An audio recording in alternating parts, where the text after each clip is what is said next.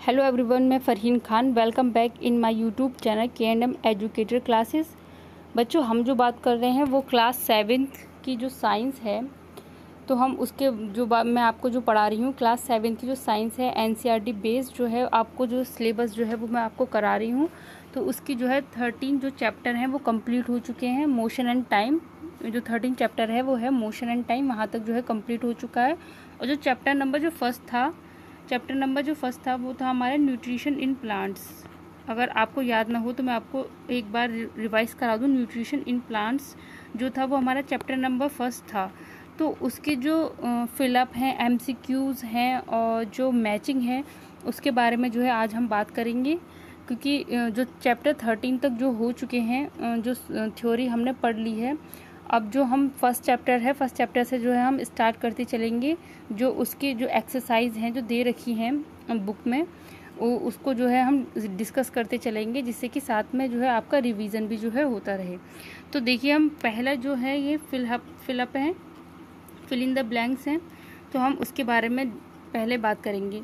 तो फर्स्ट है हमारा, green plants are called dash since they synthesize their own food. अब यहाँ पर जो है मैं आपको जो है ऑप्शन दे रही हूँ, उसमें जो है आपको बताना है। फर्स्ट है हमारा ऑटोट्रॉफिक,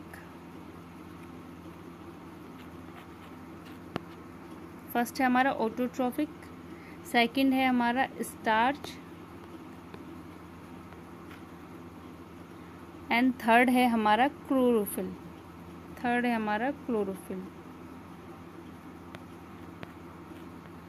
ठीक, तो पहला पॉइंट है कि green plants are called dash since they synthesize their own food. जो ग्रीन प्लांट्स होते हैं जो अपना जो फूड है वो खुद बनाते हैं, स्वयं बनाते हैं वो अपना फूड, जो जिसको हम क्या कहते हैं, फोटोसिंथेसिस के जो होती है, फोटोसिंथेसिस जो रिएक्शन होती है उसके जो थ्रू है वो अपना फूड जो है वो स्वयं बनाते हैं ग्रीन प्लांट्स। तो ग्रीन प्लांट्स को हम क्या बोलते हैं, ऑटोट्रॉफिक, यानी कि स्वयं पोषी, जो अपना जो पोषण है वो स्वयं बनाते हैं।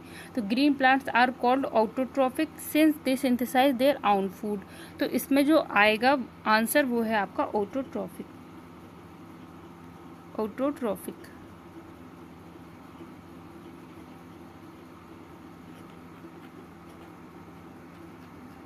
ठीक, तो यहाँ पर आएगा ऑटोट्रॉफिक जो है वो इसका राइट आंसर है। Green plants are called autotrophic या ऑटोट्रॉफिस भी बोल सकते हैं, since they synthesize their own food. Second है हमारा फिलअप, देखिए, the food synthesized by plants is stored as. जो फूड सिंथेसाइज करते हैं प्लांट्स को, वो स्टोर किस रूप में जो है उसको जो है फूड को स्टोर करते हैं, तो किस फॉर्म में करते हैं, स्टार्च। यहाँ आएगा आपका स्टार्च। मैं यहाँ पर दोबारा लिख दे रही हूँ, ST स्टार्च। ठीक है, तो यहाँ पर आएगा स्टार्च। थर्ड देखिए, थर्ड है हमारा, in photosynthesis solar energy is absorb by the pigment called. जब फोटोसिंथेसिस होती है तो सोलर एनर्जी जो होती है is absorb by the pigment called, क्या कहलाता है वो पिगमेंट कहलाता है आपका क्लोरोफिल।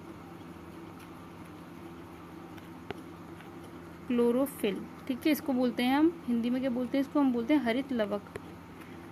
इसी की जो है प्रेजेंस में जो है फोटोसिंथेसिस रिएक्शन जो है वो होती है। ठीक है, तो यहाँ पर आएगा क्लोरोफिल। अगला देखिए, अगला पॉइंट है हमारा, during photosynthesis plants take in dash and release dash gas. तो यहाँ पर जो है ऑप्शन दे रही हूँ मैं आपको दो। ठीक है, यहाँ पर दो गैसेज आएंगी। पहली दे रही हूँ मैं आपको ऑक्सीजन एंड सेकंड है आपका कार्बन डाइऑक्साइड। तो यहाँ पर जो है ऑप्शन जो है वो इन दोनों में से जो है दोनों ही गैसेज आएंगी, लेकिन यहाँ पर आपको देखना है कि कार्बन डाइऑक्साइड कहाँ आएगी और ऑक्सीजन कहाँ आएगी। देखिए, ड्यूरिंग फोटोसिंथेसिस जब हो रही है, यानी प्रकाश संश्लेषण की जब क्रिया हो रही है, तो प्लांट्स टेक इन, तो जब प्रकाश संश्लेषण की जो क्रिया होती है तो उस टाइम पर जो प्लांट्स है वो कार्बन डाइऑक्साइड जो है लेते हैं एंड रिलीज, और ऑक्सीजन जो है वो क्या करते हैं, वो रिलीज करते हैं। तो ये जो है मैंने आपको एक रिएक्शन भी बताई थी जब मैंने आपको ये चैप्टर पढ़ाया था। तो यहाँ पर आएगा आपका CO2 यानी कि carbon dioxide and release oxygen यानी कि O2। तो ये जो है इसका राइट है यहाँ पर फिलअप। अब देखिए हम बात करेंगे MCQs की, मल्टीपल चॉइस क्वेश्चन की। इसमें क्या है, टिक द करेक्ट आंसर, आपको टिक लगाना है। क्वेश्चन है cuscuta is an example of autotrophic, parasite, saprotroph या फिर होस्ट। कस्कूटा जो है इज एन एग्जाम्पल ऑफ, क्या है, कस्कूटा जो है वो किसका एग्जाम्पल है, तो वो है आपका पैरासाइट। ऑप्शन नंबर जो सेकंड है वो उसका करेक्ट आंसर है। अगला क्वेश्चन देखिए, ऑब्जेक्टिव है हमारा, the plant which traps and feeds on insects, जो कौन सा जो प्लांट्स है जो फीड्स इंसेक्ट्स को जो है वो खाता है, कस्कूटा, चाइना रोज, पिक्चर प्लांट या फिर रोज। तो आपने नाम भी सुना होगा, मैंने आपको बताया भी है कि जो पिक्चर प्लांट होता है वो क्या करता है, इंसेक्ट्स को फीड्स करता है। तो यहाँ पर आएगा पिक्चर प्लांट। ऑप्शन नंबर जो थर्ड है वो उसका राइट आंसर है। अगला हम बात करेंगे यहाँ पर मैच। यहाँ पर हमें जो है मैचिंग करना है।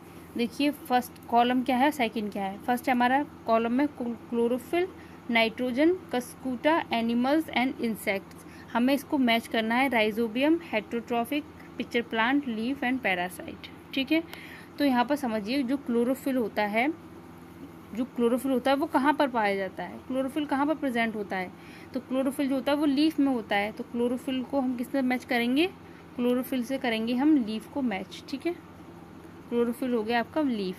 सेकंड है आपका नाइट्रोजन। तो नाइट्रोजन क्या है, आप यहाँ पर देखिए, यहाँ पिक्चर प्लांट है, हेट्रोट्रॉफिक है, राइजोबियम है, क्या है, तो जो नाइट्रोजन है वो है आपका rhizobium.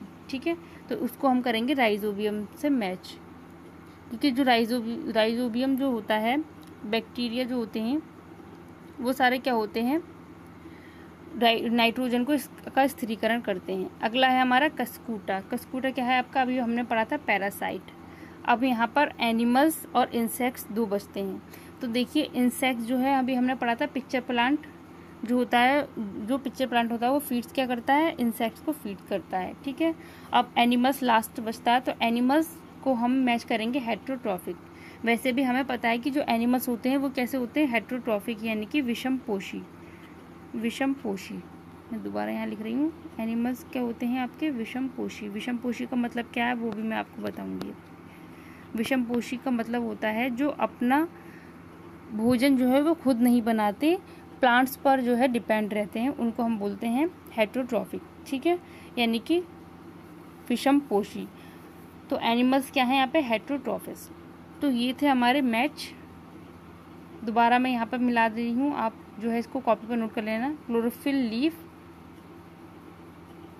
Insects, pitcher plant, nitrogen, rhizobium and cuscuta, parasite. ये है इसकी जो है मैचिंग।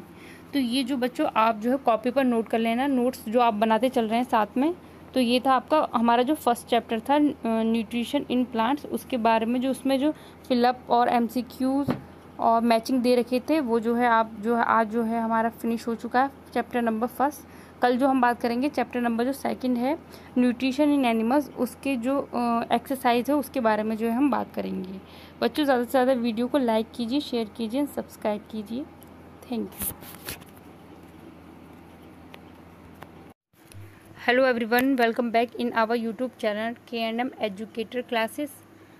बच्चों जो आज हम बात करेंगे चैप्टर नंबर जो सेकंड है न्यूट्रिशन इन एनिमल्स, तो उससे रिलेटेड जितने भी आपके फिल इन द ब्लैंक्स हैं, ट्रू फॉल्स हैं और ऑब्जेक्टिव क्वेश्चन, ऑब्जेक्टिव टाइप जो मल्टीपल क्वेश्चन हैं, उनके बारे में जो आज हम डिस्कस करेंगे। कल जो हमने चैप्टर नंबर फर्स्ट था न्यूट्रिशन इन प्लांट्स, तो उससे रिलेटेड जितने भी आपके क्वेश्चन थे तो उनके बारे में जो हमने डिस्कस किया था। तो देखिए जो एग्ज़ाम के लिए इम्पॉर्टेंट है सारे ही जो मैं आप करा रही हूँ आपको फिल इन द ब्लैंक्स। देखिए फर्स्ट क्या है हमारा, the main steps of nutrition in humans are, जो ह्यूमंस के जो मेन स्टेप्स होते हैं न्यूट्रिशन के, the main steps of nutrition in humans. जो जब न्यूट्रिशन जो ह्यूमंस है जो वो पोषण करता है, जब वह न्यूट्रिशन लेता है तो उसके बाद में जो उसके क्या क्या जो है स्टेप होते हैं, तो यहाँ पर देखिए वो हमें लिखने हैं। जो मैंने आपको चैप्टर पढ़ाया था तो उसमें भी जो है मैंने आपको बताया था। जिन भी बच्चों ने अगर वो चैप्टर्स नहीं दिखाए तो इस चैनल के प्लेलिस्ट में जाकर जो है उन चैप्टर्स को देखिए पहले और उसको समझिए, फिर उसके बाद में जो है ये जो है आपके अच्छे से समझ आ जाएगा। तो the main steps of nutrition in humans are, तो नंबर फर्स्ट पर होता है आपका इंजेक्शन, फर्स्ट पर होता है आपका इंजेक्शन,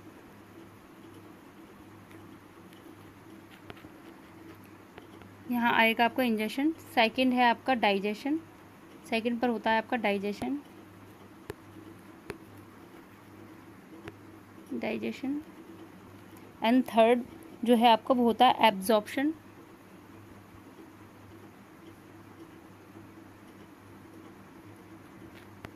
एब्जॉर्प्शन। फर्स्ट पर इंजेक्शन, सेकंड पर डाइजेशन एंड थर्ड पर एब्जॉर्प्शन। थर्ड पर हो गया आपका एब्जॉर्प्शन। एब्जॉर्प्शन के बाद में क्या होता है, एब्जॉर्प्शन के बाद में होता है एसिमिलेशन, एसिमिलेशन, एसिमिलेशन। एंड जो लास्ट है हमारा वो होता है आपका इजेशन, इजेशन। ये हैं आपके यहाँ पर जो the main steps of nutrition in humans are injection, digestion, absorption, assimilation and egestion. ये हैं यहाँ पर जो मेन स्टेप्स होते हैं वो। सेकंड देखिए, सेकंड है हमारा the largest gland in the human body is, जो ह्यूमन बॉडी है उसकी जो सबसे लार्जेस्ट ग्लैंड है वो है आपकी क्या है यहाँ पर, तो लिवर। यहाँ पे लिखेंगे हम लिवर, यहाँ मैं दोबारा लिख रही हूँ लिवर, ठीक है। The largest gland in the human body is liver. अगला देखिए, अगला है हमारा the stomach release hydrochloric acid and dash juices which act on food. यहाँ पर जो डैश है यहाँ पर आपको बताना है कि यहाँ पर क्या आएगा। क्वेश्चन है, पॉइंट से हमारा the stomach release hydrochloric acid and digestive juice, digestive juice which act on food, यहाँ पर आएगा डाइजेस्टिव। अगला देखिए, अगला है हमारा the inner wall of the small intestine has many finger like outgrowths called. जो स्मॉल इंटेस्टाइन होती है उसकी जो इनर वॉल होती है उस पर जो है बहुत सारी जो फिंगर लाइक स्ट्रक्चर दिखाई देते हैं, ठीक है। तो वो क्या कहलाती हैं, उनको हम क्या बोलते हैं, उसको हम बोलते हैं विलाई, उसको हम बोलते हैं विलाई। तो ये है इसका आंसर। अगला देखिए, अगला पॉइंट है हमारा amoeba digest its food in the, जो अमीबा है वो डाइजेस्ट करता है फूड को फूड वैक्यूल, फूड वैक्यूल, ठीक है। तो ये यहाँ पर फूड वैक्यूल आएगा। अगला देखिए, अगला है हमारा ट्रू फॉल्स की बात करेंगे हम, ट्रू एंड फॉल्स। फर्स्ट है हमारा digestion of starch, starch in the stomach. जो डाइजेशन होता है हमारा, पाचन जो होता है वो जो है स्टार्ट हो जाता है। जो स्टार्च है हमारा, स्टार्च वो कहाँ पर जो है उसका पाचन जो है वो कहाँ पर स्टार्ट होता है, स्टोमक में, यहाँ पर ये बोला गया है। तो ये जो है ट्रू है या फॉल्स है, तो ये जो है फॉल्स है, फॉल्स है ये ट्रू नहीं है, क्योंकि जो है हमारा जो स्टार्च का जो डाइजेशन है वो कहाँ पर स्टार्ट होता है, वो माउथ में स्टार्ट होता है। कहाँ पर स्टार्ट होता है, माउथ में स्टार्ट होता है, इसलिए ये है फॉल्स। अगला देखिए, अगला है हमारा the tongue helps in mixing food with saliva. जो टंग है हमारी हेल्प्स करती है मिक्सिंग फूड विद सैलाइवा। और इसका बताइए ट्रू है या फॉल्स है, तो इसका है आपका ट्रू, ये जो है सही है बिल्कुल। अगला देखिए, अगला है हमारा the gall bladder temporary stores bile. जो गॉल ब्लैडर होता है वो टेम्पररी स्टोर्स करता है बाइल को, ट्रू है या फॉल्स है, तो ये भी क्या है आपका ट्रू, यानी कि ट्रू है ये। अगला देखिए, अगला हम बात करेंगे tick mark the correct answer in each of the following. यहाँ पर जो है MCQs हैं। क्वेश्चन देखिए, क्वेश्चन है हमारा fat is completely digested in the, जो फैट है वो कम्प्लीटली डाइजेस्ट हो जाता है कहाँ, स्टोमक, माउथ, स्मॉल इंटेस्टाइन या फिर लार्ज इंटेस्टाइन। तो जो हमारा जो फैट होता है, fat is completely digested in small intestine, तो यहाँ पर जो टिक है स्मॉल इंटेस्टाइन पर हम टिक लगाएंगे। अगला है हमारा water from the undigested food is absorbed mainly in the stomach, food pipe, small intestine या फिर लार्ज इंटेस्टाइन। तो water from the undigested food is absorbed mainly in the large intestine. तो इसका जो है यहाँ पर लगाएंगे हम लार्ज इंटेस्टाइन पर टिक। तो बच्चों ये जो है आप साथ के साथ जो है कॉपी पर नोट्स करते चलिए। जो सेकंड जो चैप्टर पढ़ाया था उसके ही जो सारी जितनी भी जो है फिलअप वगैरह जो मैंने कराए हैं सेकंड चैप्टर के हैं। तो ये जो इसकी एक्सरसाइज थी तो ये जो है इम्पॉर्टेंट है एग्ज़ाम के लिए भी, एग्ज़ाम में पूछे जाएंगे। तो आप जो है ये साथ के साथ में जो है नोट्स बनाते चलिए जिससे एग्ज़ाम टाइम पर जो है आपको प्रॉब्लम ना हो। बच्चों ज़्यादा से ज़्यादा वीडियो को लाइक शेयर एंड सब्सक्राइब कीजिए। Thank you. Hello everyone, welcome back in my YouTube channel K&M educator classes. बच्चों हम बात कर रहे हैं क्लास 7 की जो साइंस है उसके जो चैप्टर 13 हो चुके थे कंप्लीट। उसके बाद में जो हमने जो है चैप्टर नंबर जो फर्स्ट था न्यूट्रिशन इन प्लांट्स, उसका जो सॉल्यूशन था वो जो है उसके बारे में हमने डिस्कस किया था। चैप्टर सेकंड जो है न्यूट्रिशन इन एनिमल्स वो भी जो है हम डिस्कस कर चुके हैं। आज जो हम बात करेंगे चैप्टर नंबर 3 जो है फाइबर टू फैब्रिक, उसका जो सॉल्यूशन है जो मल्टीपल चॉइस क्वेश्चन है और जो कुछ इम्पॉर्टेंट पॉइंट्स हैं उसके बारे में जो वो हम डिस्कस करेंगे। तो देखिए यहाँ पर हमारा फर्स्ट है जो मल्टीपल चॉइस क्वेश्चन है। क्वेश्चन देखिए, the rearing of silk worms for obtaining silk is called. Option देखिए कोकून, सिल्क, सेरीकल्चर या फिर silviculture. The rearing of silk worms for obtaining silk is called क्या कहलाता है? सेरीकल्चर। तो ऑप्शन नंबर जो सी है वो इसका करेक्ट आंसर है। आंसर भी देखिए यहाँ पर लिखा हुआ है सेरीकल्चर, जो वो इसका करेक्ट आंसर है। यहाँ पर अगर हम इसका एक्सप्लेनेशन की बात करें तो breeding and management of silk worms for obtaining silk is called as a sericulture. ठीक है, तो इसका आंसर है ऑप्शन नंबर जो सी है वो इसका करेक्ट आंसर है। अगला क्वेश्चन देखिए, अगला है हमारा which of the following is not a type of silk. Option देखिए यहाँ पर mulberry silk, taser silk, muga silk या फिर मोथ सिल्क। तो which of the following is not a type of silk. तो mulberry silk, taser silk and muga silk ये तो silk के टाइप होते हैं, बट मोथ सिल्क जो है वो टाइप ऑफ सिल्क नहीं है। तो इसका जो आंसर है वो option number D moth silk. यहाँ पर हम अगर इसका कोई एक्सप्लेनेशन की बात करें तो mulberry silk, taser silk and muga silk are the varieties of silk produced by different silk worms whereas moth जो है silk is not a variety of silk. तो जो है मोथ जो है वो सिल्क की वेराइटी नहीं है। ऑप्शन नंबर जो डी है वो इसका करेक्ट आंसर है। ऑप्शन नंबर डी जो है वो उसका राइट आंसर है। अगला पॉइंट्स देखिए, अगला क्वेश्चन है हमारा, पहेली wanted to buy a gift made of animal fiber obtained without killing the animal. Which of the following would be the right gift for her to buy? Option देखिए woollen shawl, second है silk scarf, third है आपका animal फर cap या फिर fourth है आपका leather jacket. Question मैं एक बार और रिपीट कर रही हूँ, पहेली wanted to buy a gift made of animal fiber obtained without killing the animal. Which of the following would be the right gift for her to buy? तो जो इसका आंसर है वो है ऑप्शन नंबर जो फर्स्ट है woollen shawl, जो है वो इसका करेक्ट आंसर है, यानी कि फर्स्ट यानी कि ए जो है वो इसका राइट आंसर है। ये थे हमारे मल्टीपल चॉइस क्वेश्चन। अगला जो हम बात करेंगे वो है वेरी शॉर्ट क्वेश्चन के बारे में। तो वेरी शॉर्ट क्वेश्चन जो है वो आपके देखिए सेकंड दो नंबर की जो है वो आते हैं आपके। पहला है आपका व्हाट इज़ फाइबर। फाइबर जो है वो क्या है? तो जब मैंने ये आपको जो है चैप्टर पढ़ाया था तो उसमें भी मैंने आपको फाइबर्स की जो है डेफिनेशन लिखवाई थी। तो a material which is present in the form of thin and continuous strand is defined as a fibre.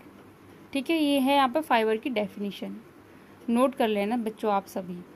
Second हमारा डिफाइंड नेचुरल फाइबर्स। यहाँ पर थोड़ा क्लियरिटी कम है बट मैं आपको बोल रही हूँ तो आप लिख सकते हैं कि define natural fibre. Natural fibre को यहाँ पर डिफाइन करना है, fibres which are obtained from plant and animal sources. Natural fibre को क्या कहते हैं? प्राकृतिक रेशे, यानी कि जो है नेचर से हमें मिलते हैं।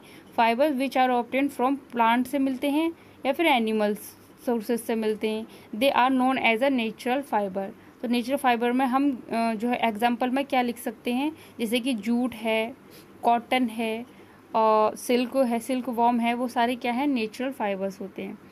अगला है हमारा व्हाट आर सिंथेटिक फाइबर। अब हम बात करेंगे यहाँ पर सिंथेटिक फाइबर की। सिंथेटिक फाइबर यानी कि मानव निर्मित रेशे, जो प्राकृतिक नहीं है, जो मानव द्वारा बनाए गए रेशे हैं, उनके बारे में जो है हम बात करेंगे। तो यहाँ पर है fibres which are obtained from some industrial process और man made fibres are known as a synthetic fibre. Synthetic fibre जो होते हैं वो नेचुरल नहीं होते हैं, वो मेन मेड द्वारा यानी कि मानव के द्वारा जो है बनाए जाते हैं, या फिर इंडस्ट्रियल प्रोसेस द्वारा जो है वो बनाए जाते हैं, उनको हम सिंथेटिक फाइबर्स बोलते हैं। जैसे कि नायलॉन है, पॉलिस्टर है, ये क्या है आपके सिंथेटिक फाइबर होते हैं। तो यहाँ से जो है 3 जो है क्वेश्चन जो है वो यहाँ पर बनते हैं, उनकी डेफिनेशन, तो उसको आप नोट कर लेना। What is fibre, define natural fibre and what are the synthetic fibre. तो यहाँ से जो है 3 पॉइंट्स जो है वो आपको नोट कर लेने हैं। और ये थे हमारे जो मल्टीपल चॉइस क्वेश्चन थे, ये 3 जो है ये इनकी बात की थी हमने। तो ये था हमारा चैप्टर नंबर 3।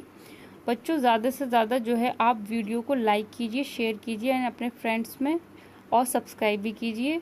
और जिन लोगों को नहीं पता है उनको बताइए कि जो क्लास 7 की जो साइंस है उसका जो चैप्टर हैं, जो मैं NCERT बेस्ड जो सिलेबस है वो मैं जो आपको करा रही हूँ, तो उसके 13 चैप्टर कंप्लीट हो चुके हैं।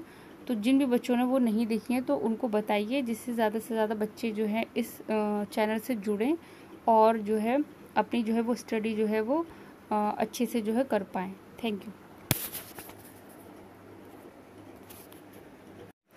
Hello everyone, welcome back in my YouTube channel K&M educator classes. आज जो हम बात करेंगे बच्चों वो है चैप्टर नंबर 3 हीट। उसका जो सॉल्यूशन है उसके बारे में जो है हम डिस्कस करेंगे। जो चैप्टर फर्स्ट था न्यूट्रिशन इन प्लांट्स और जो चैप्टर सेकंड था न्यूट्रिशन इन एनिमल्स, उनके बारे में जो है हम डिस्कस कर चुके हैं।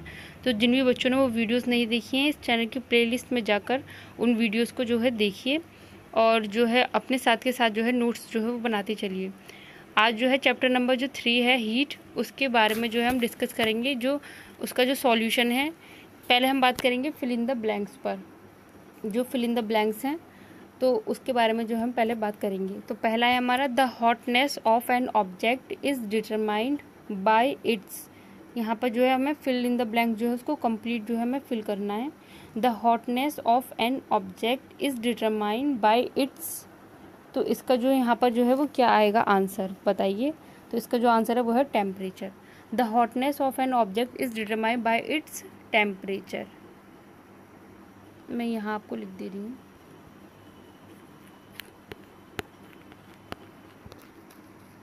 टेम्परेचर।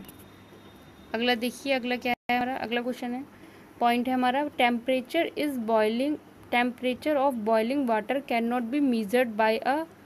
जो टेम्परेचर होता है उसको the of boiling water can not be measured by a clinical thermometer. तो यहाँ पर जो मैंने आपको बताया था, पहले पढ़ाया था, जो चैप्टर 2 टाइप्स के होते हैं thermometer, clinical thermometer and laboratory thermometer. तो यहाँ पर क्या आएगा बेटा, clinical thermometer. Temperature of boiling water can not be measured by a clinical thermometer. Clinical thermometer. अगला देखिए पॉइंट, अगला पॉइंट है हमारा, temperature is measured in degree. Temperature जो है, जो ताप है हमारा, is measured by degree, in degree Celsius. तो यहाँ पर क्या आएगा, सेल्सियस। सेल्सियस में जो है वो मेजर किया जाता है टेम्परेचर को, डिग्री सेल्सियस। अगला पॉइंट है हमारा, no medium is required for transfer of heat by the process of. मैंने आपको जो है 3 बताए थे मैंने आपको, कंडक्शन, कन्वेक्शन एंड रेडिएशन। तो यहाँ पर बोल रहा है कि no medium is required for transfer of heat by the process of. जो हीट ट्रांसफ़र होती थी वो जो है वो 3 टाइप जो बताए थे मैंने आपको, कंडक्शन यानी कि चालन, संवहन और विकिरण जो है विधि जो थी, मेथड थे, उनके द्वारा जो है वो हीट जो है वो ट्रांसफ़र होती थी एक माध्यम से दूसरे माध्यम में। तो यहाँ पर बोल रहा है कि no medium is required for transfer of heat by the process of. वह कौन सा माध्यम था जिसमें जो है किस विधि द्वारा जो है जो हीट ट्रांसफ़र होती थी उसमें किसी मीडियम की यानी कि माध्यम की ज़रूरत नहीं होती थी। तो उसको क्या बोलते हैं, पॉइंट है हमारा, no medium is required for transfer of heat by the process of radiation. तो यहाँ पर जो रेडिएशन होता है, जो विकिरण होता है, उसमें जो है किसी भी मीडियम की जो है ज़रूरत नहीं होती है। तो यहाँ पर आएगा रेडिएशन, यहाँ पर आएगा रेडिएशन। अगला पॉइंट देखिए, अगला पॉइंट है a cold steel spoon is dipped in a cup of hot milk, heat is transfer to its other end by the process of. यहाँ पर मैंने आपको बताया था, जब मैंने कंडक्शन आपको पढ़ाया था, कि चालन में क्या होता है कि जो हीट होती है वो एक मीडियम से दूसरे मीडियम में ट्रांसफ़र होती है। जिस तरीके से a cold steel spoon is dipped in a cup of hot milk में जब हम इसको डिप करेंगे, heat is transfer to its other end by the process of. तो वो जो प्रोसेस है, जो हीट जो ट्रांसफ़र होगी वो किस प्रोसेस द्वारा होगी, उस प्रोसेस को क्या बोलेंगे, हम बोलेंगे कंडक्शन। जो कंडक्शन मैंने आपको बताया था वो सॉलिड में बताया था मैंने कि कंडक्शन जो चालन है वो कहाँ, वो किस में होता है, वो सॉलिड में जो है वो होता है। तो इसका आंसर है कंडक्शन। अगला देखिए, अगला है clothes of dash colours absorb more heat better than clothes of light colours. तो कौन से जो क्लोथ्स होते हैं जो है ज़्यादा जो है हीट जो एब्जॉर्ब करते हैं, तो यहाँ पर आएगा dark. Clothes of dark colours absorb more heat better than clothes of light heat. तो यहाँ पर आएगा आपका डार्क। तो ये है यहाँ पर जो है फिल इन द ब्लैंक्स थे ये हमारे। अगला है कि give to example each of conductors and insulators of heat. यहाँ पर जो है दो चीज़ों के जो है एग्जाम्पल देने हैं, कंडक्टर्स के और इंसुलेटर के। मैंने जब चैप्टर पढ़ाया था आपको तब भी बताया था कि कंडक्टर क्या होते हैं और इंसुलेटर क्या होता है। कंडक्टर का मतलब होता है जिसमें जो है हीट जो है वो ईजीली जो है वो ट्रांसफ़र हो जाए, यानी कि उसको बोलते हैं हम सुचालक। जिसमें जो है हीट का ट्रांसफ़र जो है वो इजीली हो जाए उसको बोलते हैं हम सुचालक, यानी कि कंडक्टर्स। और इंसुलेटर्स यानी कि हीट का ट्रांसफ़र जो है वो ना हो तो उसको हम बोलते हैं इंसुलेटर। तो यहाँ पर है कि give to example each of conductors and insulators of heat के जो है कंडक्टर्स और इंसुलेटर्स के दो एग्जाम्पल देने हैं आपको। तो यहाँ पर है इन कंडक्टर्स में आप दे सकते हैं एग्जाम्पल में आयरन एंड कॉपर, जो हीट के जो है अच्छे जो है कंडक्टर होते हैं। और इंसुलेटर में आप दे सकते हैं प्लास्टिक एंड वुड। तो ये जो है इसके दो एग्जाम्पल जो है वो आप जो है नोट कर लेना कॉपी पर। अगला है पॉइंट हमारा difference between clinical thermometer and laboratory thermometer में जो है डिफरेंस क्या था। तो जब मैंने आपको चैप्टर पढ़ाया था उसमें ही मैंने आपको बताया था कि क्लिनिकल थर्मामीटर क्या होता है और लेबोरेटरी थर्मामीटर क्या होता है। तो यहाँ पर जो कुछ पॉइंट्स है उसको देख लेंगे हम। तो क्लिनिकल थर्मामीटर की अगर हम बात करें तो temperature range if 35 to 42 degree Celsius. जो क्लिनिकल थर्मामीटर होता है उसके जो टेम्परेचर रेंज होती है वो 35 से 42 डिग्री सेल्सियस होती है। जबकि लेबोरेटरी थर्मामीटर जो है उसकी रेंज होती है -10 to 110 degree Celsius. Used to measure human body temperature. जो क्लिनिकल थर्मामीटर होता है उसका जो यूज़ होता है वो ह्यूमन बॉडी के टेम्परेचर को मेज़र करने के लिए किया जाता है। ये जो है इम्पॉर्टेंट है, यहाँ से जो पॉइंट है कि ये जो है कोई भी आपसे पूछ भी सकता है, डेली यूजेस में भी पूछ लिया जाता है कि जो ह्यूमन बॉडी जो हम अपना टेम्परेचर मेज़र करते हैं वो कौन सा थर्मामीटर होता है, क्लिनिकल या फिर लेबोरेटरी। तो आप बताएंगे क्लिनिकल थर्मामीटर। यहाँ पर लेबोरेटरी की अगर हम बात करें तो used to measure temperature in the laboratory. यहाँ पर जो है वो लेबोरेटरी जो थर्मामीटर है उसका जो यूज़ होता है वो लेबोरेटरी में ही जो है उसका यूज़ होता है। अगला है it has nick which prevents immediate backflow to of mercury. यहाँ है it does not have a nick. तो ये था बच्चों जो डिफरेंस था clinical thermometer and laboratory thermometer में जो डिफरेंस था वो जो है आपको यहाँ पर बताया। और जो चैप्टर 3 था वो जो है उसके जो इम्पॉर्टेंट जो फिल इन द ब्लैंक्स थे और difference between clinical laboratory thermometer ये जो है मैंने आपको बता दिए हैं। तो इसको जो है आप नोट करते चलिए साथ के साथ में, और अपने फ्रेंड्स को भी बताइए जिनको नहीं पता है इस चैनल के बारे में कि वो इस चैनल से जुड़ें, और ज़्यादा से ज़्यादा वीडियो को लाइक शेयर एंड सब्सक्राइब कीजिए। और जो एग्ज़ाम टाइम पर जो है फिर आपको प्रॉब्लम नहीं होगी अगर आप अभी से जो है अपने नोट्स बनाते चलेंगे। Thank you. Hello everyone, welcome back in my YouTube channel knowledge 247। बच्चों हम बात जो कर रहे हैं वो चैप्टर 5 है। चैप्टर 5 के बारे में जो है हम डिस्कशन करेंगे आज। जो चैप्टर है हमारा वो है एसिड बेस एंड सॉल्ट्स। इससे पहले जो चैप्टर फर्स्ट था nutrition in plants and nutrition in animals, chapter 1 and 2 और 3rd एंड 4th के बारे में जो है हम बात कर चुके हैं। तो जिन भी बच्चों ने अगर वो नहीं देखे हैं तो वो इस चैनल की प्लेलिस्ट में जाकर जो है उन वीडियोस को देखिए, क्योंकि थ्योरी जो है वो मैं पहले करा चुकी हूँ, लेकिन अब जो चल रहा है वो इसके जो सॉल्यूशन है, जो इम्पोर्टेंट पॉइंट्स हैं उसके बारे में जो है हम डिस्कस कर रहे हैं। आज जो चैप्टर है chapter number 5 acids base and salts के बारे में जो है हम इम्पॉर्टेंट पॉइंट्स जो है उनके बारे में जो है वो देखेंगे आज। तो देखिए सबसे पहले क्या है, यहाँ पर जो एसिड बेस एंड सॉल्ट्स हैं उसमें जो डिफरेंस है, सबसे पहले जो डिफरेंस हम बात करेंगे एसिड्स और बेस, यानी कि अम्ल और क्षार के बारे में जो डिफरेंस है उसके बारे में जो है हम यहाँ पर देखेंगे। तो मैंने जो चैप्टर आपको पढ़ाया था, जो थ्योरी पढ़ाई थी, उसमें जिन भी बच्चों ने अगर वो चैप्टर नहीं देखा तो सबसे पहले आप जो है उस चैप्टर को जाकर देखिए, फिर उसके बाद में जो है आपको तब ये समझ में आएगा।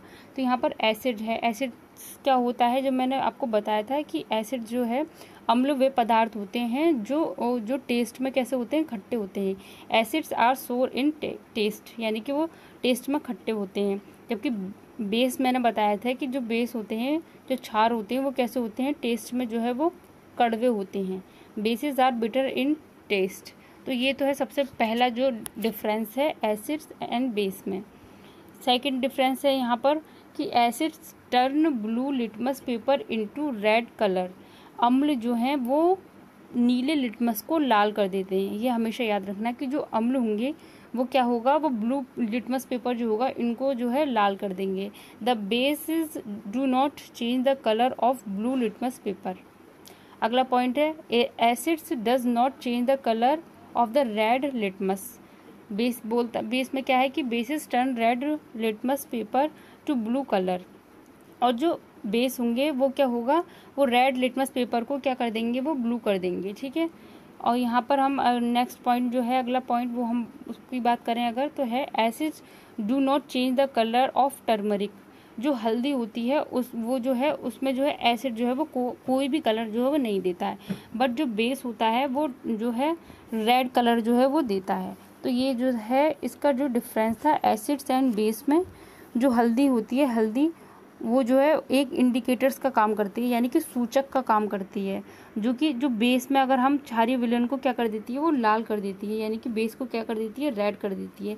जबकि एसिड्स में जो है उसका जो है कोई भी जो है कलर चेंज नहीं होता है, उसमें चेंज कलर नहीं होता, जबकि बेस में जो है वो रेड हो जाती है। तो यहाँ पर हमने ये समझा एसिड्स एंड बेस में जो डिफरेंस था उसके बारे में। अगला जो हम बात करेंगे वो हम बात करेंगे ट्रू फॉल्स के बारे में, कि इस चैप्टर में जो इम्पॉर्टेंट चीज़ें थी वो जो है मैंने यहाँ पर नोट करके आपको जो मैं समझा रही हूँ। तो जो ट्रू फॉल्स हैं उसके बारे में हम बात करेंगे। तो पहला है हमारा nitric acid turn red litmus blue. सबसे पहले है कि एसिड्स मैंने बता चुकी हूँ मैं आपको कि अम्ल क्या होते हैं, जो नीले लिटमस को क्या कर देते हैं, लाल कर देते हैं। जबकि ये यहाँ पर है कि nitric acid turn red litmus blue, लाल को नीला करता है, नहीं, ये तो फॉल्स है। तो यानी कि जो आंसर है इसका वो क्या है, फॉल्स, ये गलत है स्टेटमेंट। अगला है sodium hydroxide turns blue litmus red. जबकि सोडियम हाइड्रोक्साइड जो होता है वो क्या होता है, वो बेस होता है, यानी कि वो क्या होता है, एक क्षार होता है। जबकि नाइट्रिक एसिड क्या था, ये एसिड लिखा हुआ है तो ये एसिड था, नाइट्रिक एसिड है जो कि नीले लिटमस को लाल कर देता है। यहाँ पर रेड टू ब्लू बोल रहा था, इसलिए ये फॉल्स है स्टेटमेंट।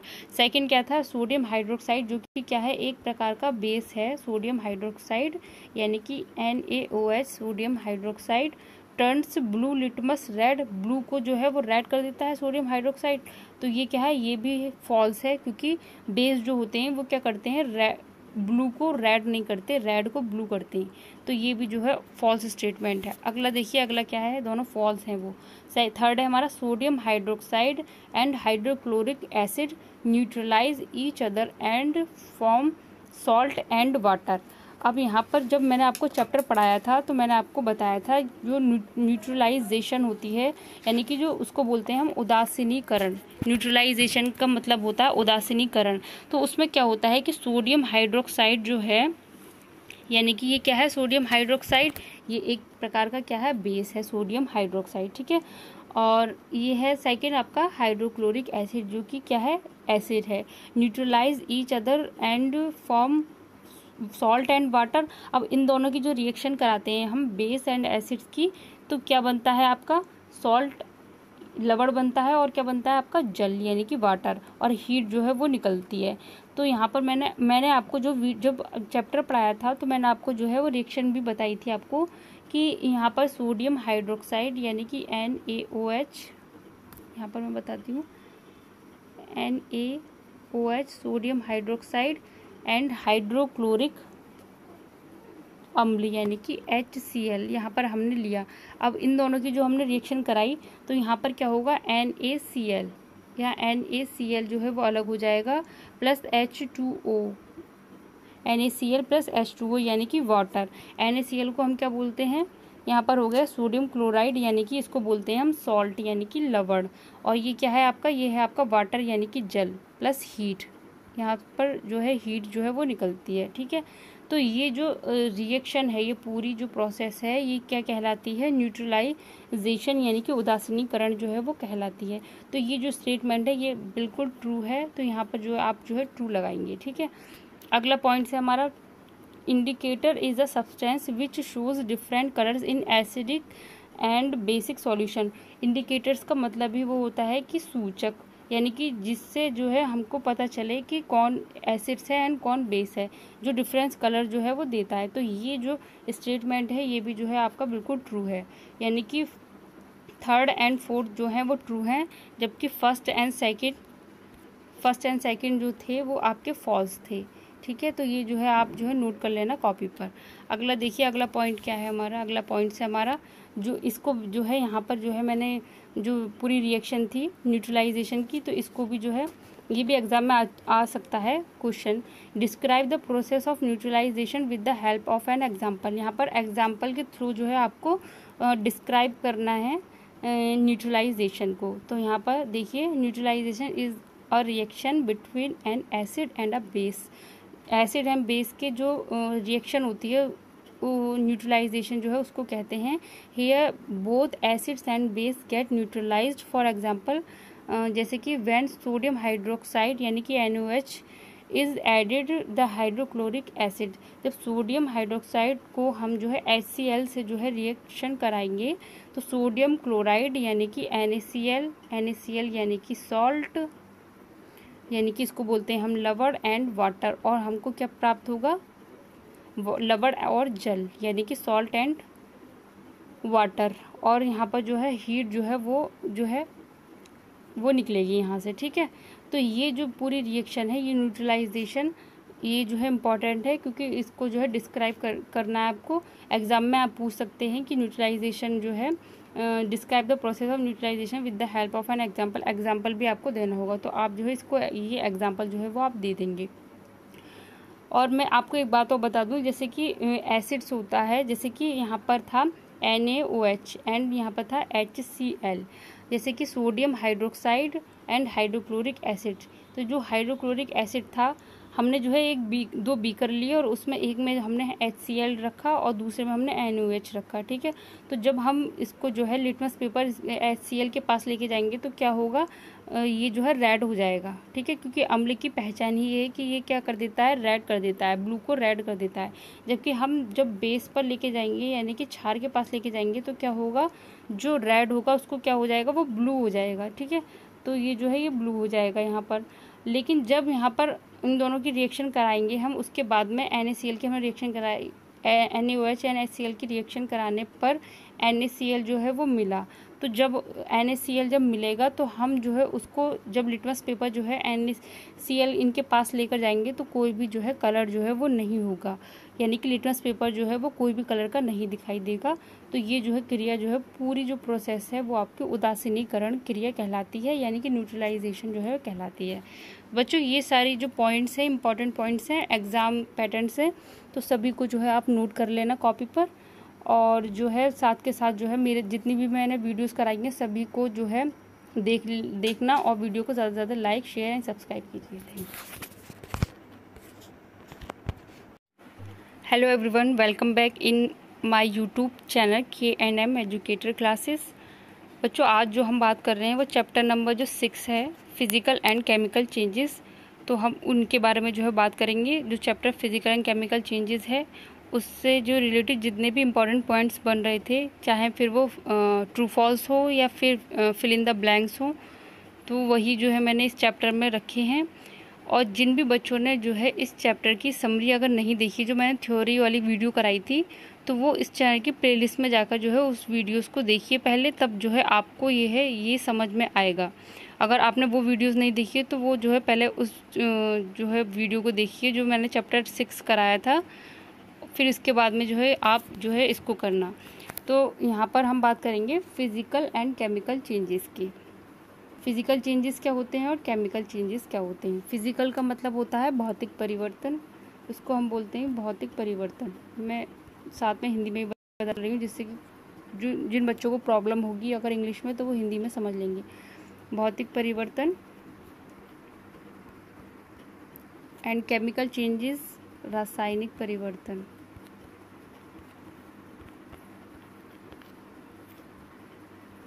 रासायनिक परिवर्तन, तो ये जो फिज़िकल चेंजेस होता है और जो केमिकल चेंजेस होता है, ये क्या होता है।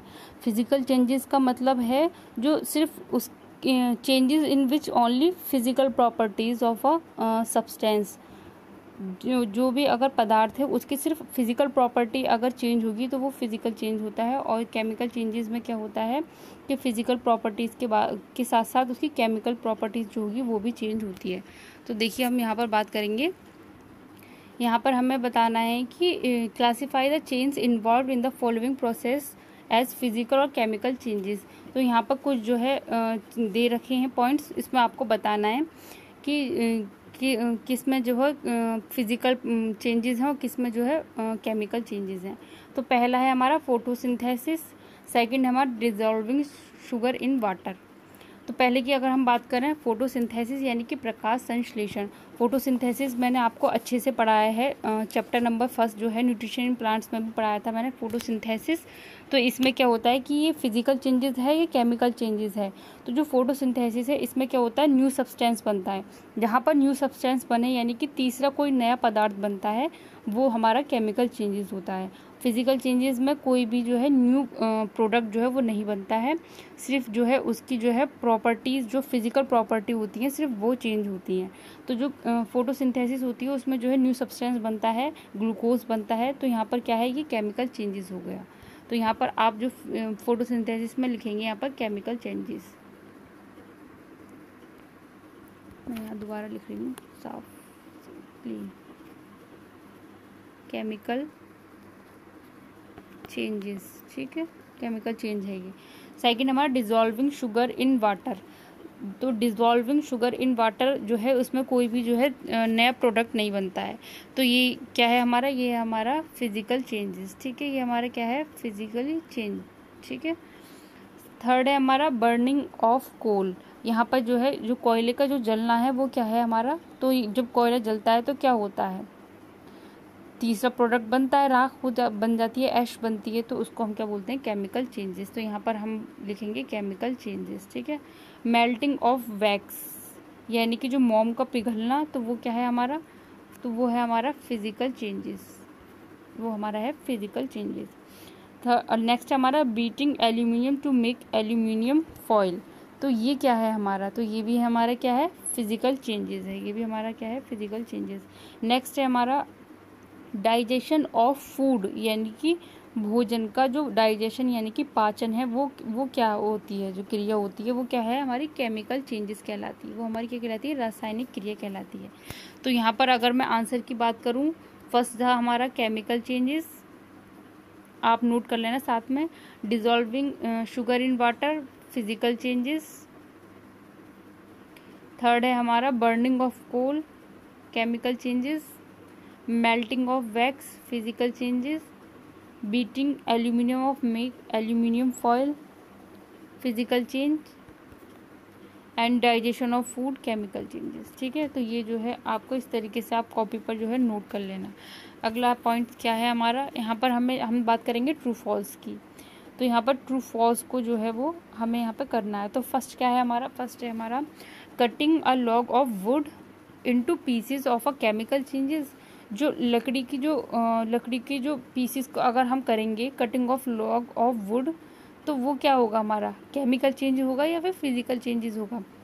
तो जो लॉग होती है और उसको अगर हम पीसेस में कट करेंगे तो यहाँ पर थर्ड कोई सब्सटेंस न्यू नहीं बन रहा है, बस इसकी जो है आकार में चेंज हो रहा है, यानी कि इसका शेप जो है वो चेंज हो रहा है, जो पीसेस में हो जाता है। ठीक है, तो यहाँ पर क्या है, ये है हमारा फॉल्स। ठीक है, ये क्या है, हमारा फॉल्स है। तो यहाँ पर हम लगा देंगे फर्स्ट फॉल्स। सेकंड क्या है हमारा, formation of manure from leaves in a physical changes. तो ये बताइए ये क्या है, formation of manure from leaves is a physical changes. तो ये है हमारा फॉल्स। सेकंड वाला भी क्या है हमारा फॉल्स, क्योंकि ये क्या है हमारा ट्रू है, इसलिए यहाँ पे हम लगाएंगे फॉल्स।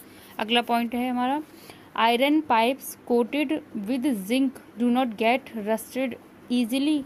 तो इसमें बताइए इसमें क्या है, ट्रू एंड फॉल्स में बताना है, तो इसमें आएगा हमारा ट्रू। इसमें क्या आएगा, ट्रू। नेक्स्ट है हमारा, iron and rust are the same substance, true या फिर फॉल्स।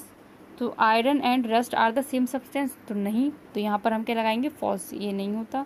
अगला है हमारा, condensation of steam is not a chemical changes, true या फिर फॉल्स। तो यहाँ पर हम लगाएंगे ट्रू, ये बात ठीक है। अगला पॉइंट देखिए, अगला हम बात करेंगे फिल इन द ब्लैंक्स की। तो फर्स्ट है हमारा, when carbon dioxide is passed through lime water.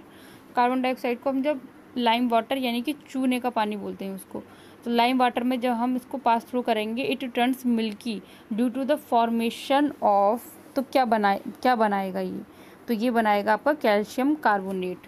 तो यहाँ पर हम लिखेंगे फर्स्ट का जो आंसर है वो है कैल्शियम कार्बोनेट। ठीक है, फर्स्ट में आएगा कैल्शियम कार्बोनेट। सेकंड है, the chemical name of baking soda. जो बेकिंग सोडा होता है यानी कि जो खाने वाला सोडा होता है, उसका जो है केमिकल नेम क्या है, तो उसका नाम है सोडियम हाइड्रोजन कार्बोनेट। इसका नाम क्या होता है, सोडियम हाइड्रोजन कार्बोनेट।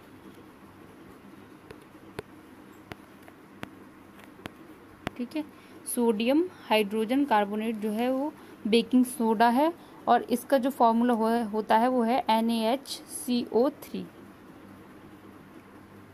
NaHCO3। ठीक है, तो ये है हमारा chemical name of baking soda. Next की अगर हम बात करें तो है हमारा, the method by which rusting of iron can be prevented are dash and dash. तो यहाँ पर जो है हमें जो है उसको फिल इन द ब्लैंक्स को फिलअप करना है, फिल करनी है हमें। तो यहाँ पर है, to methods by which rusting of iron. Iron की जो रस्ट है उनको जो उस पर लग जाती है, लोहे पर जो लग जाती है, जंग जो लग जाती है बोलते हैं उसको, नॉर्मल जो लैंग्वेज है हमारी उसमें बोलते हैं लोहे पर जंग का लगना। तो उसको हम किस तरीके से जो है बचाएंगे यानी प्रिवेंट करेंगे उसको, तो पेंटिंग, यहाँ पर आएगा आपका पेंटिंग, पेंट कर यानी कि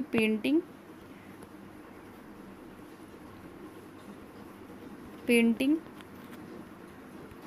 एंड गैल्वनाइजेशन। यहाँ आएगा galvanisation.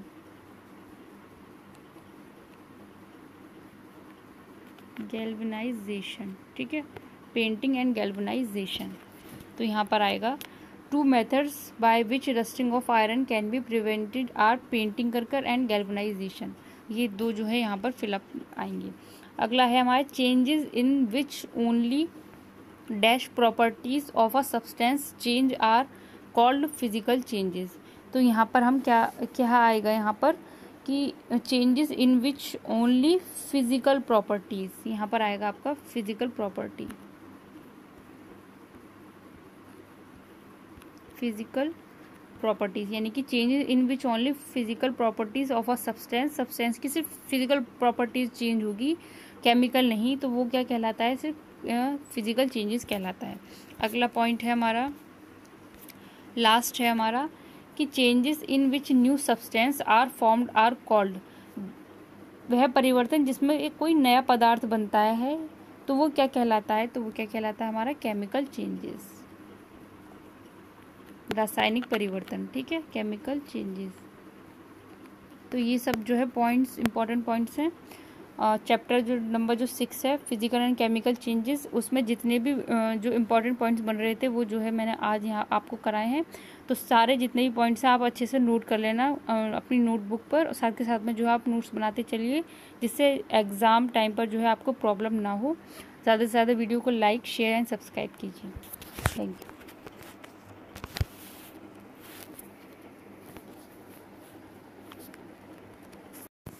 Hello everyone, welcome back in my YouTube channel K&M educator classes. बच्चों, हम बात कर रहे हैं NCERT सॉल्यूशन जो क्लास 7 की साइंस है। उसमें हमारे जो चैप्टर हैं, चैप्टर नंबर 6 तक जो है वो हमारा जो है कंप्लीट हो चुका है। तो जिन भी बच्चों ने जो पिछले चैप्टर्स नहीं देखे हैं तो वो इस चैनल के प्लेलिस्ट में जाकर उन चैप्टर्स को देखिए। जो मैंने पूरी जो है समरी भी करा चुकी हूँ मैं चैप्टर्स की, और अब जो है हम सॉल्यूशन की बात कर रहे हैं। जो इम्पोर्टेंट पॉइंट्स हैं उनके बारे में जो है हम डिस्कशन कर रहे हैं।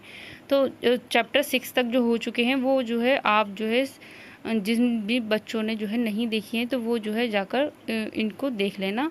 और आज जो हम बात करेंगे चैप्टर नंबर जो 7 है, weather, climate and adaptation of animals to climate. Chapter number 7 की बात करेंगे आज हम। जो इससे भी इस चैप्टर से रिलेटेड जितने भी इम्पॉर्टेंट टॉपिक जो पॉइंट्स थे वो बन रहे थे वो उन्हीं के बारे में जो है आज हम डिस्कस करेंगे। तो यहाँ पर पहले देखिए, पहले हम जो है यहाँ पर जो क्वेश्चन आंसर हैं, 2 क्वेश्चन आंसर हैं उनके बारे में जो हम डिस्कस करेंगे। तो पहला क्या है, name the elements that determine the weather of a place. Question first क्या है हमारा, name the elements that determine the weather of a place. तो यहाँ पर देखिए आंसर क्या है इसका आंसर क्या है, temperature, humidity, rainfall and wind are the elements that determine the weather of a place. तो ये जो है इसका क्वेश्चन नंबर फर्स्ट का जो आंसर है ये है आपका। अगला क्वेश्चन है हमारा question number 2, when are the maximum and minimum temperatures likely to occur during the day? When are the maximum and minimum temperature likely to occur during the day? Answer है यहाँ पर maximum temperature occurs during day time afternoon to be precise, whereas minimum temperature occur early in the morning। यहाँ पर है आपका full stop. ठीक है, तो ये थे हमारे question, first question and second question. ठीक है, तो इसको आप जो है नोट कर लेना कॉपी पर। अगले जो हम बात करेंगे वो हम बात करेंगे फिल इन द ब्लैंक्स की हम बात करेंगे। यहाँ पर है फर्स्ट हमारा ही है, the average weather taken over a long time is called, the average weather taken over a long time is called a climate, is called a climate. यहाँ पर हम लिखेंगे फिलअप में क्लाइमेट। ठीक है, मैं यहाँ दोबारा लिख रही हूँ क्लाइमेट। ठीक है, तो यहाँ पर आएगा क्लाइमेट। अगला देखिए, अगला पॉइंट क्या है हमारा, अगला पॉइंट है a place receives very little rainfall and the temperature is high. Very little rainfall है and temperature is high throughout the year, the climate of that place will be. The place receives very little, जो है वो rainfall वहाँ पर बहुत कम मात्रा में होगी, एंड टेम्परेचर होगा very high throughout the year, the climate of that place will B. यहाँ पर बताना है आपको डैश एंड डैश। यहाँ पर क्या आएगा, यहाँ पर है इसका आंसर हॉट एंड ड्राई। यहाँ पर है आपका हॉट एंड यहाँ पर है आपका ड्राई, हॉट एंड ड्राई। अगला देखिए, अगला है हमारा थर्ड है fill up, the 2 region of the earth with extreme climatic condition are dash and dash. The 2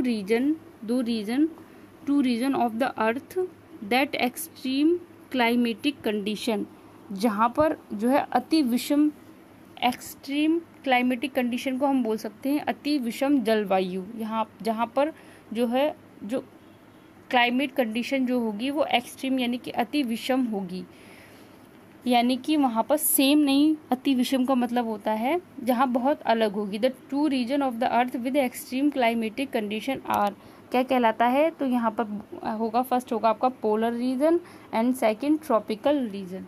यहाँ पर आप लिखेंगे polar region, polar region.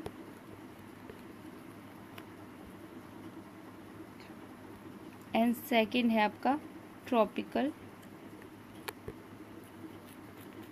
Tropical region.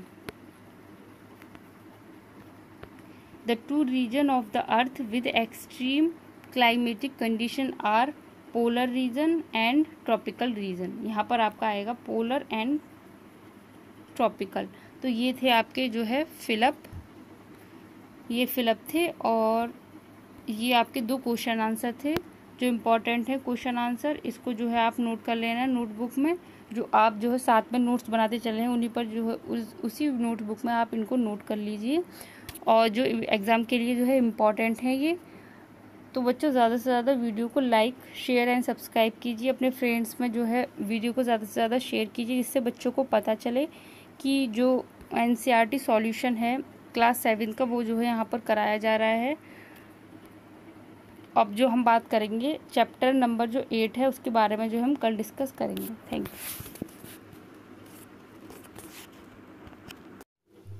Hello everyone, welcome back in my YouTube channel KM educator classes. बच्चों हम बात करेंगे आज chapter जो 8 है विंड्स, स्टॉर्म्स एंड साइक्लोन्स। तो उससे रिलेटेड जितने भी इम्पोर्टेंट पॉइंट्स बन रहे थे आज उनके बारे में जो है हम डिस्कस करेंगे। उससे पहले जो चैप्टर नंबर 7 तक जो है वो हो चुके हैं। तो जिन भी बच्चों ने अगर वो जो है नहीं देखी हैं वीडियोज़ तो इस चैनल की प्लेलिस्ट में जाकर उन वीडियोज़ को देखिए। और इन वीडियोस देखने से पहले जो है सबसे पहले जो मैंने आपको जो थ्योरी कराई थी चैप्टर वाइज उनको ज़रूर देखें क्योंकि वो इम्पॉर्टेंट हैं। उसके बाद में जो है ये जो सॉल्यूशन वाली वीडियोस हैं उनको देखें। तो आज जो है वो चैप्टर नंबर 8 है हमारा, जो हमारी जो साइंस चल रही है क्लास 7 की जो साइंस है उसका chapter number 8 winds, storms and cyclones. तो उसके बारे में जो है हम डिस्कस करेंगे। पहले जो उसकी जो एक्सरसाइज है उसका जो क्वेश्चन है फिलअप, तो पहले हम फिल इन द ब्लैंक्स की बात करेंगे। फर्स्ट है हमारा winds are dash air, second है winds are generated due to dash heating on the earth. बच्चों साथ के साथ में जो अपनी कॉपी पर आप नोट करते चलिए जो फिल इन द ब्लैंक्स हैं। यहाँ पे fill in the missing words in the blank space in the following statements. तो यहाँ पर जो है हमको मिसिंग वर्ड जो है वो लिखना है। तो विंड्स आर डैश एयर, तो यहाँ पे लिखेंगे हम विंड्स इज मूविंग एयर। तो यहाँ पर जो है आएगा, यहाँ पर आएगा मूविंग। मैं यहाँ लिख देती हूँ moving.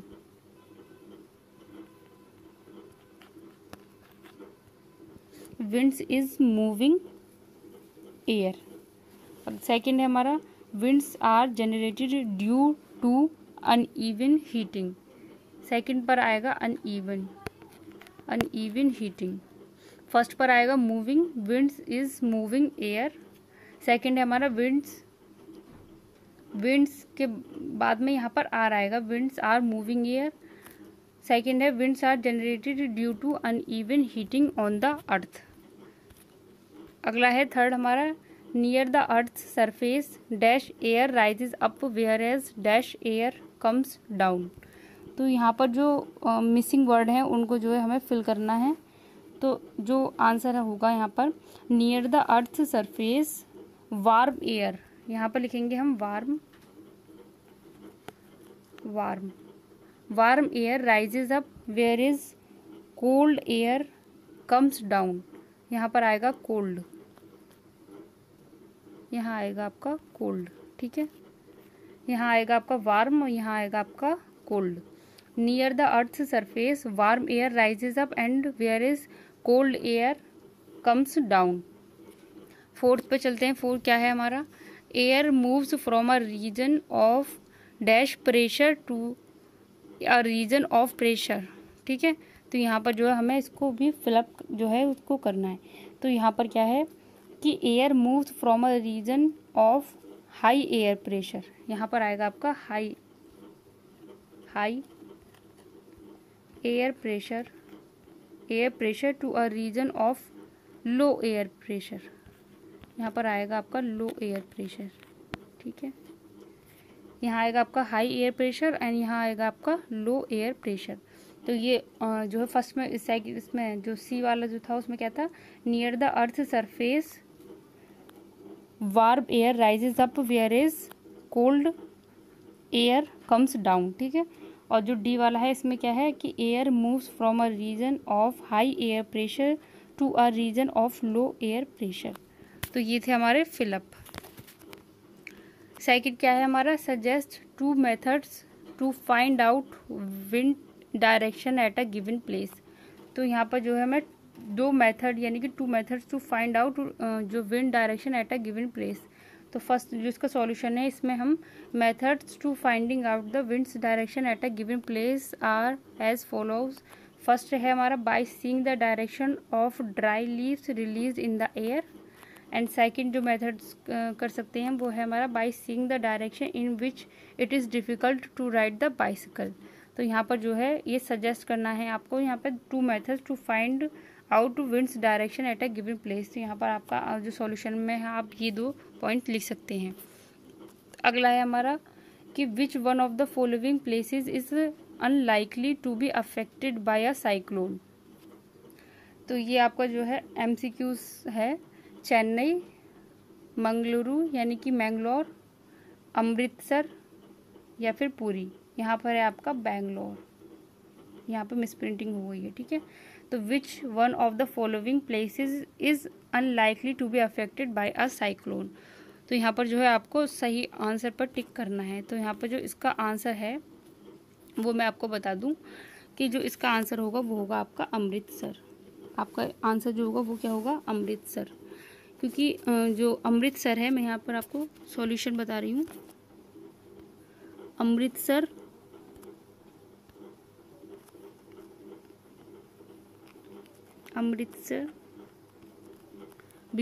Amritsar is far away from the sea. Amritsar is far away from the C.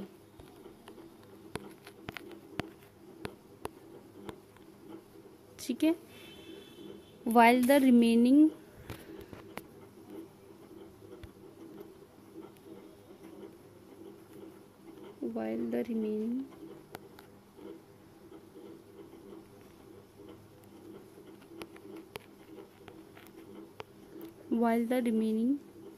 there are coastal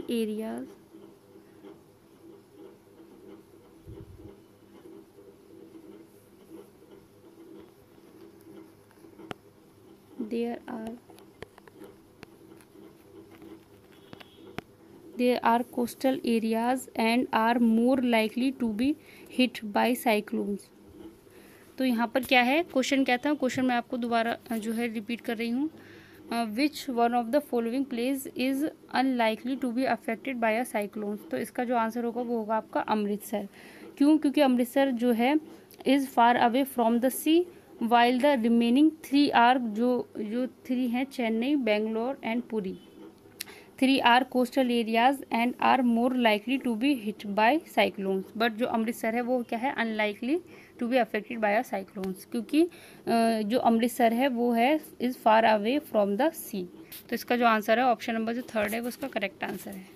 अगला क्वेश्चन क्या है, which of the statements given below is correct. इसमें जो है जो करेक्ट स्टेटमेंट है उसको हमें देखना है। In winter the winds flow from the land to the ocean.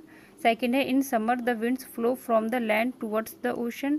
Third है the cyclones is formed by a very high pressure system with very high speed winds revolving around it. And last है the coast line of India is not vulnerable of to cyclones. तो इसमें जो है which of the statements given below is correct, हमें correct statement जो है वो उसको देखना है इसमें। तो in winter the winds flow from the land to the ocean, ये जो है इसका करेक्ट जो है वो आंसर है, यानी कि ये करेक्ट है, बाकी 3 जो है वो जो है इनकरेक्ट हैं। तो फर्स्ट जो है वो इसका करेक्ट आंसर है। तो फ्रेंड्स ये थे जो है हमारे क्वेश्चन आज के।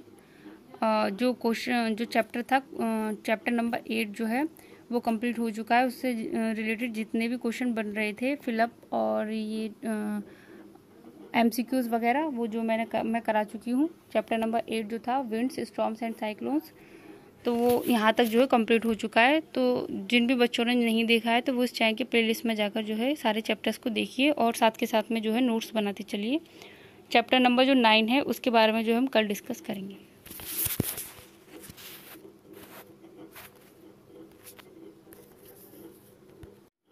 Hello everyone, welcome back in my YouTube channel K&M educator classes. बच्चों, आज बात करेंगे हम चैप्टर 9 जो सॉइल है उससे रिलेटेड जितने भी इम्पोर्टेंट पॉइंट्स बन रहे हैं उन्हीं के बारे में जो आज हम डिस्कस करेंगे। इससे पहले जो चैप्टर 8 तक जो मैं करा चुकी हूँ विद सॉल्यूशन, तो जिन भी बच्चों ने अगर नहीं देखी हैं वो वीडियोस इस चैनल की प्लेलिस्ट में जाकर उन वीडियोस को देखिए। और उससे पहले जो है मैं थ्योरी करा चुकी हूँ चैप्टर्स की, तो वो उन वीडियोस को भी देखिए जिससे कि आपको जो है अच्छे से समझ आ जाएगा।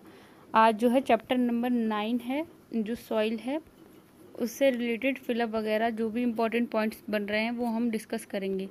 तो यहाँ पर देखिए, फर्स्ट है हमारा take the most suitable answer in question.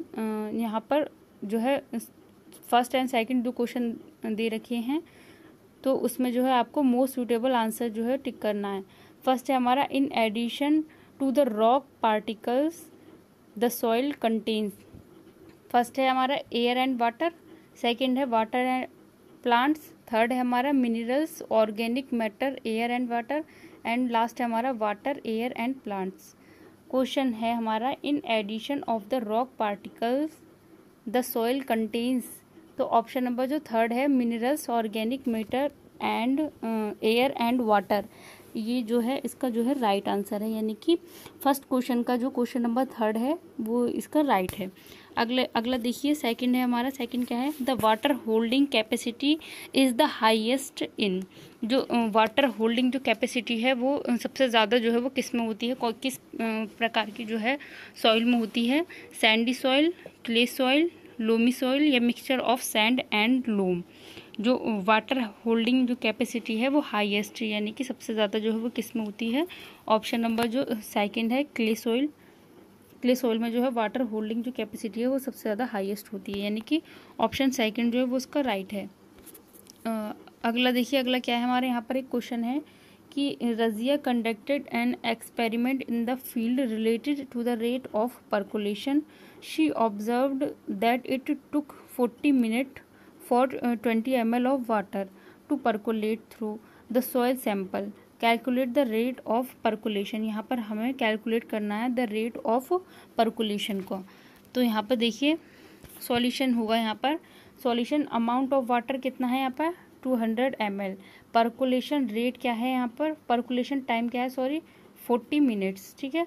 तो percolation rate equal calculation of water percolation rate upon, यहाँ पर अपॉन है परकुलेशन रेट कैलकुलेशन, तो यहाँ पर हम लिखेंगे 200 अपॉन 40, 0 से 0 कैंसिल एंड 4 5 ज़ा 20, तो यहाँ पर 20 ml पर मिनट जो है ये आंसर आएगा, 20 ml पर मिनट।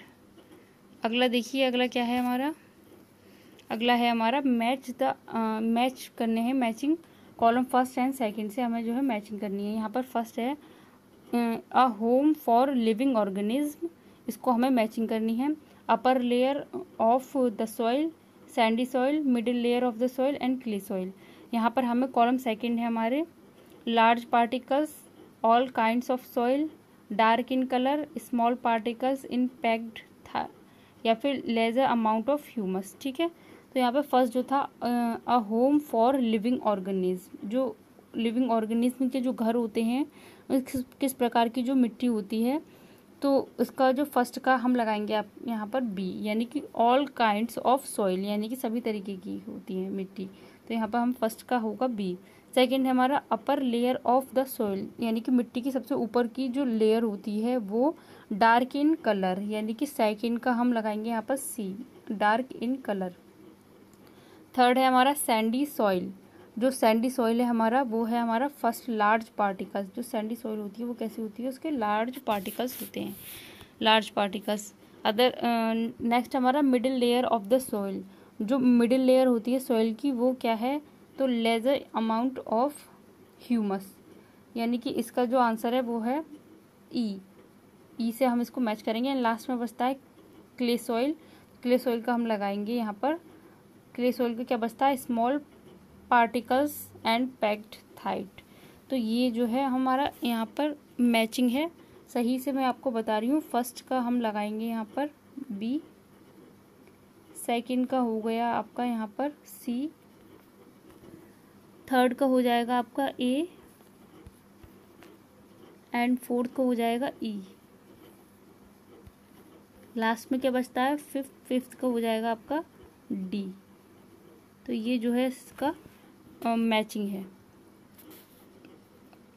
अगला क्या है हमारा, अगला हम बात करते हैं यहाँ पर list the difference between clay soil and sandy soil. यहाँ पर clay soil and sandy soil में क्या डिफरेंस है वो मैं आपको यहाँ पर जो है बताया गया है। तो देखिए यहाँ पर clay soil and sandy soil.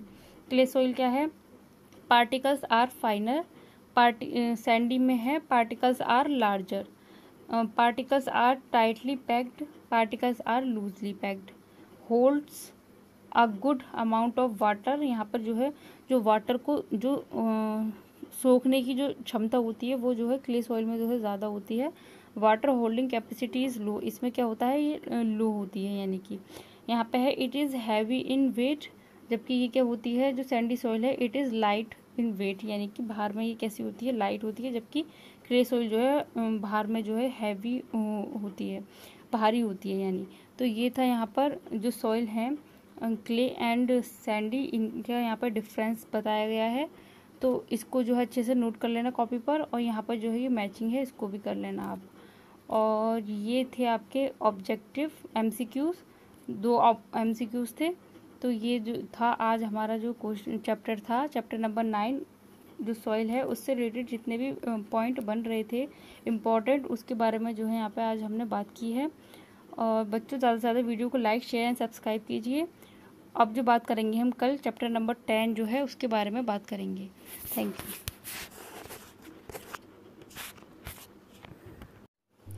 Hello everyone, welcome back in my YouTube channel K&M educator classes. आज हम बात करेंगे बच्चों चैप्टर नंबर जो 10 है रेस्पिरेशन इन ऑर्गेनिज्म, इससे रिलेटेड जितने भी इम्पोर्टेंट पॉइंट्स बन रहे हैं उनके बारे में जो आज हम डिस्कस करेंगे।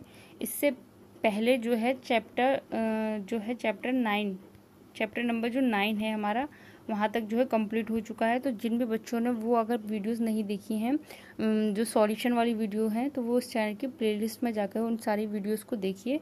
सभी वीडियोस जो हैं वो हेल्पफुल हैं एग्ज़ाम के लिए। तो आप जो है साथ के साथ में नोट्स जो है वो बनाते चलिए। तो देखिए आज हम बात करेंगे चैप्टर 10 रेस्पिरेशन इन ऑर्गेनिज्म। तो देखिए यहाँ पर पहला हम बात करेंगे यहाँ पर टिक द करेक्ट आंसर की, ठीक है। फर्स्ट है हमारा in cockroaches air enters the body through. जो कॉकरोचेस होते हैं उनमें जो एयर एंटर होती है बॉडी के थ्रू, किसके द्वारा, लंग्स, गिल्स, स्पाइरेकल्स या फिर स्किन। तो जो कॉकरोचेस होते हैं इनमें जो बॉडी में जो एंटर्स होती है, जो एयर होती है वो किसके द्वारा जो होती है, किसके द्वारा श्वसन करते हैं, वो स्पाइरेकल्स, यानी कि ऑप्शन नंबर जो 3 है वो उसका राइट आंसर है।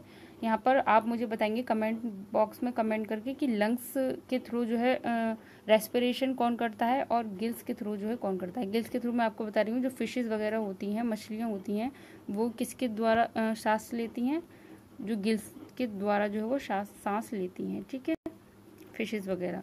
यहाँ पर लंग्स के थ्रू कौन करता है, चलो मैं बता देती हूँ आपको। जो ह्यूमंस होते हैं, जो मैमल्स होते हैं, वो जो है लंग्स के थ्रू जो है श्वसन करते हैं। यहाँ पर आंसर जो है वो है आपका स्पाइरेकल। अगला देखिए, अगला क्वेश्चन है हमारा during heavy exercise we get cramps in the legs due to the accumulation of.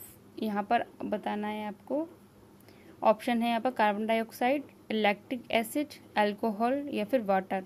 During heavy exercise we get cramps in the legs due to the accumulation of lactic acid. Lactic acid जो है वो हमारे इसका जो answer है वो है आपका लैक्टिक एसिड। अगला देखिए, अगला क्वेश्चन क्या है हमारा normal range of breathing rate पर minute in an average adult person at rest is. देखिए ऑप्शन यहाँ पर 9 to 12, 15 to 18, 21 to 24 या फिर 30 to 33। तो normal range of breathing rate पर minute in an average adult person at the rate of option number second 15 to 18 पर minute. Option number second जो है वो इसका करेक्ट आंसर है। अगला क्वेश्चन है हमारा during exhalation the ribs.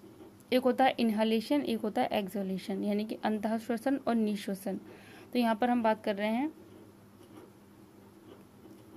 Exhalation की। तो यहाँ पर देखिए ऑप्शन क्या है यहाँ पे, मूव आउटवर्ड्स। क्वेश्चन है during exhalation the ribs move outwards, या फिर मूव्स डाउनवर्ड्स, मूव अपवर्ड्स, या फिर do not move at all. ठीक है, तो during exhalation the ribs move downwards. तो यहाँ पर ऑप्शन नंबर जो बी है इसका वो जो है राइट आंसर है। आप जो इसका स्क्रीनशॉट ले लेना और बाद में इसको नोट कर लेना। ठीक है, अगला देखिए, अगला क्या है हमारा, अगला हम बात करेंगे ट्रू एंड फॉल्स की। तो यहाँ पर फर्स्ट है during heavy exercise the breathing rate of a person slow down. True है या फिर फॉल्स है। तो यहाँ पर जब हैवी एक्सरसाइज हो रही है यहाँ पर and the breathing rate of a person slow होगी, नहीं स्लो नहीं होगी भाई। तो यहाँ पर जो आंसर है वो क्या हो जाएगा, फॉल्स। यहाँ पर हम लगाएंगे फॉल्स। अगला देखिए plants carry out photosynthesis only during the day and respiration only at night. ये बात सही है या गलत है? तो भाई ये बात भी क्या है, गलत है, क्योंकि plants carry out photosynthesis only during the day and respiration only at night, ऐसा तो नहीं है। तो ये है आपका फॉल्स। तो यहाँ पर आपका लगाएंगे फॉल्स एंड ये भी था आपका फॉल्स। अगला देखिए पॉइंट, अगला पॉइंट क्या है हमारा, अगला है frogs breathe through their skins as well as their lungs.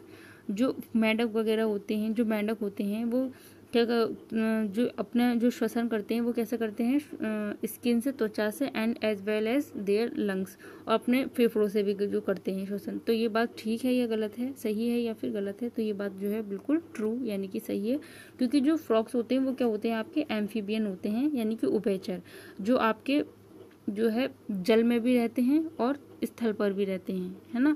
तो जो फ्रॉग्स होते हैं वो कैसे करते हैं, वो अपने जो ब्रीदिंग होती है, वो सांस जो लेते हैं वो अपने स्किन के थ्रू भी ले सकते हैं और लंग्स के थ्रू भी ले सकते हैं। इसलिए ये जो आंसर है वो आपका बिल्कुल ठीक है, यानी कि ट्रू है। अगला पॉइंट है the fishes have lungs for respiration. तो अभी हमने इससे पहले पढ़ा था कि जो फिशेज होती हैं वो जो रेस्पिरेशन करती हैं वो गिल्स के थ्रू करती हैं। यहाँ पर बोल रहा है the fishes have lungs for respiration, तो ये नहीं, यानी कि ये जो है फॉल्स पर आप इसको टिक लगाएंगे। अगला है the size of the chest cavity increases during inhalation. तो ये ट्रू है या फॉल्स है? तो ये भी क्या है, आपका ट्रू है। तो यहाँ पर आप लगाएंगे ट्रू। ये थे हमारे ट्रू फॉल्स, इससे पहले थे हमारे MCQs। अब बात करते हैं हम यहाँ पर, देखिए इसमें भी ये हमारा MCQ है कि the mountaineers carry oxygen with them because at an altitude of more than 5 kilometre there is no air, या फिर सेकेंड है the amount of air available to a person is less than that available on the ground. Third है हमारा the temperature of air is higher than that on the ground, या फिर last है हमारा the pressure of air is higher than that on the ground. Question है the mountaineers carry oxygen with them because, क्योंकि the amount of air available to a person is less than that available on the ground, यानी कि answer जो है option number जो B है वो इसका करेक्ट आंसर है। अगला क्वेश्चन देखिए, अगला जो हम बात करेंगे यहाँ पर aerobic respiration in and anaerobic respiration के में जो डिफरेंस है उसके बारे में जो है हम यहाँ पर बात करेंगे। वैसे जब चैप्टर पढ़ाया था तो मैंने आपको बता दिया था, अब यहाँ पर एक बार और डिस्कस कर लेंगे क्योंकि एग्जाम में आ सकता है ये aerobic respiration and anaerobic respiration. Aerobic respiration की अगर हम बात करें तो takes place in the presence of oxygen, and anaerobic का मतलब होता है अनऑक्सी श्वसन, और ये है आपका ऑक्सी श्वसन, यानी कि एरोबिक में क्या होता है, ऑक्सीजन की ज़रूरत होती ही है। एनएरोबिक का मतलब takes place in the absence of oxygen, जो ऑक्सीजन की एब्सेंस में भी हो सकती है, ठीक है, वो हमारा एनएरोबिक रेस्पिरेशन होता है। इसमें ऑक्सीजन की जो है ज़रूरत नहीं होती है। End products are carbon dioxide and H2O यानी कि वाटर। ठीक है। तो यहाँ पर क्या बनेगा, कार्बन डाइऑक्साइड एंड जल, यहाँ पर end products are carbon dioxide and alcohol, यहाँ पर क्या बनता है, अल्कोहल बनता है। Produces a large amount of energy, but यहाँ पर the energy release is less when compared of aerobic respiration के कंपेयर्ड जो है एनर्जी रिलीज जो होती है वो लेस देन होती है, ठीक है, यानी कि कम होती है एरोबिक रेस्पिरेशन के अगर हम कंपैरिजन करें तो। अगला है हमारा point, it occurs in most plants and animals. ये जो होता है एरोबिक रेस्पिरेशन, ये जो है सभी ज़्यादातर मोस्टली जो है प्लांट्स में एंड एनिमल्स में जो है ये होता है, जबकि जो एनारोबिक रेस्पिरेशन है वो किस में होता है, तो वो होता है occurs in yeast and some bacterias, यानी कि कुछ बैक्टीरियाज में होता है एनारोबिक रेस्पिरेशन एंड कुछ जो है यीस्ट को यानी कि खमीर जो होता है उसमें जो है कैसा रेस्पिरेशन होता है, एनारोबिक रेस्पिरेशन होता है, क्योंकि इसमें जो है ऑक्सीजन की जो है वो नीड जो है वो नहीं होती है रेस्पिरेशन में, ठीक है। और इसमें जो प्रोडक्ट बनता है वो कार्बन डाइऑक्साइड एंड अल्कोहल जो है वो बनता है। तो ये थे यहाँ पर आपके जो कुछ इम्पॉर्टेंट वो थे points aerobic and anaerobic respiration में डिफरेंस, वो यहाँ पर जो है मैंने आपको यहाँ पर मेंशन किया है। तो बच्चों ज़्यादा से ज़्यादा वीडियो को लाइक शेयर सब्सक्राइब कीजिए और जो है आप जो है साथ के साथ में जो है कॉपी पर नोट करते चलिए, क्योंकि ये जो है एग्ज़ाम के लिए इम्पॉर्टेंट है, ये आने के चांसेस हैं aerobic respiration and anaerobic respiration. कल हम बात करेंगे इससे अगला चैप्टर नंबर 11 का जो सॉल्यूशन है उसके बारे में बात करेंगे। Thank you. Hello everyone, welcome back my YouTube channel KNM educator classes. आज हम बात करेंगे बच्चों चैप्टर 11 जो है transportation in animals and plants. उससे पहले चैप्टर 10 तक जो है कंप्लीट हो चुका है। तो जिन भी बच्चों ने अगर वो वीडियोस नहीं देखी हैं, इस चैनल की प्लेलिस्ट में जाकर जो है उन वीडियोस को देखिए। जो मैं इम्पॉर्टेंट पॉइंट्स हैं उनके बारे में जो हम डिस्कस करते हैं। तो आज जो हम बात करेंगे chapter number 11 transportation in animals and plants. इस चैप्टर से रिलेटेड जितने भी पॉइंट्स इंपॉर्टेंट बन रहे हैं हम उन्हीं के बारे में जो है आज जो है बात करेंगे। तो देखिए यहाँ पर पहले जो हम बात करेंगे वो है fill in the blanks. Fill up के बारे में हम बात करेंगे। फर्स्ट है the blood from the heart is transported to all parts of the body by the dash. यहाँ पर आपको फिल इन द ब्लैंक्स यानी कि इसको फिल करना है कि the blood from the heart is transported to all parts of the body by the, तो यहाँ पर आपका जो है आंसर है आर्टरीज। यहाँ पर है आर्टरीज। यहाँ जो आर्टरीज होती हैं यानी कि जो धमनियाँ होती हैं वो क्या करती हैं, the blood from the heart is transported to all parts of the body के ऑल पार्ट्स पे जो है वो ट्रांसपोर्ट करती हैं। तो यहाँ पर आएगा आंसर आपका आर्टरीज। आप जो है इसके साथ में जो है स्क्रीनशॉट ले लीजिए या नोट करते चलिए। अगला है हमारा point, haemoglobin is present in dash cells. जो हीमोग्लोबिन होता है वो प्रेजेंट होता है किन सेल्स में जो है वो प्रेजेंट होता है हीमोग्लोबिन, तो वो होता है आपका RBC। तो यहाँ पर आंसर क्या आएगा आपका RBC यानी कि रेड ब्लड सेल। तो यहाँ पर मैं इसकी जो है फुल फॉर्म लिख देती हूँ, red blood cell, red blood cell, ठीक है। Haemoglobin is present in red blood cell यानी कि RBC। तो फर्स्ट का था आपका आर्टरीज, सेकंड में आएगा आपका RBC। अगला देखिए, अगला है पॉइंट हमारा, arteries and veins are joined by a network of dash. जो आर्टरीज एंड वेन्स होती हैं वो जो जॉइंट हो जाती हैं, जब मिलकर जो नेटवर्क बनाती हैं उसको क्या कहते हैं हम, कैपिलरीज। क्या है, नेटवर्क ऑफ कैपिलरीज।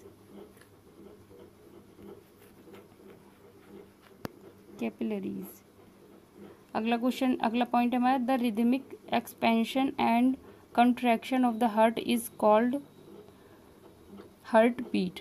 यहाँ पर क्या आएगा आपका हार्ट बीट। यहाँ पर लिखिए आप हार्ट बीट,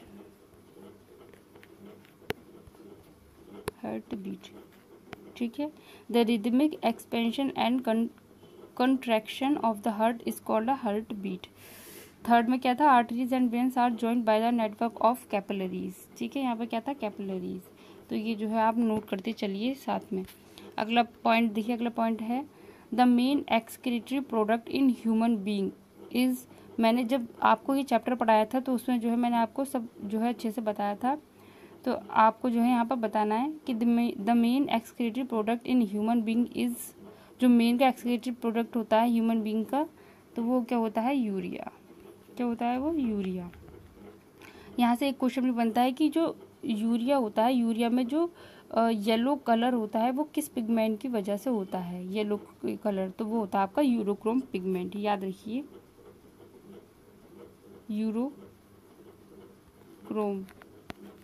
यूरोक्रोम पिगमेंट होता है, इसकी वजह से जो है यूरिया का जो कलर होता है वो येलो होता है। अगला पॉइंट है हमारा, sweet contains water and dash, यहाँ पर आएगा आपका सॉल्ट, यहाँ पर आएगा आपका सॉल्ट। तो देखिए यहाँ पे आंसर क्या क्या थे, मैं आंसर आपको बता रही हूँ। फर्स्ट था हमारा, the blood from the heart is transported to all parts of the body, all parts of the body by the arteries. ठीक है। सेकंड में आपका आएगा, haemoglobin is present in RBC यानी कि रेड ब्लड सेल। थर्ड था हमारा, arteries and veins are joined by a network of capillaries. Fourth है हमारा, the rhythmic expansion and contraction of the heart is called a heart beat. यहाँ आएगा आपका heart beat. अगला पॉइंट है हमारा, the main excretory product in human being is urea. Urea का जो येलो कलर होता है वो यूरोक्रोम पिगमेंट की वजह से होता है। अगला लास्ट था हमारा, स्वीट कंटेन्स वाटर एंड, यहाँ पर आएगा आपका सॉल्ट। तो ये थे आपके फिलअप, और जो है आप इसको नोट कर लिए कॉपी पर। और ये है अगला पॉइंट है हमारा, चूज़ द करेक्ट ऑप्शन। यहाँ पर हमें जो करेक्ट ऑप्शन है उसको चूज़ करना है, उस पर टिक लगाना है। फर्स्ट है हमारा, in plants water is transported through, option है यहाँ पर जाइलम, फ्लोएम, स्टोमेटा या फिर रूट हेयर। जो प्लांट्स होते हैं, वाटर इज ट्रांसपोर्टेड, वाटर जो ट्रांसपोर्ट होता है किसके थ्रू होता है, वो जाइलम के थ्रू होता है, यानी कि ऑप्शन नंबर फर्स्ट जो है वो राइट आंसर है। जबकि फ्लोएम क्या करता है, जाइलम जो करता है वो वाटर को ट्रांसपोर्ट करता है प्लांट्स में, एंड फ्लोएम जो करता है वो क्या करता है, वो जो फूड होते हैं, जो मिनरल्स होते हैं उनको जो है जो लीव्स में जो खाना बनता है, जो फोटोसिंथेसिस होती है वो लीव्स में होती है, पत्तियों में।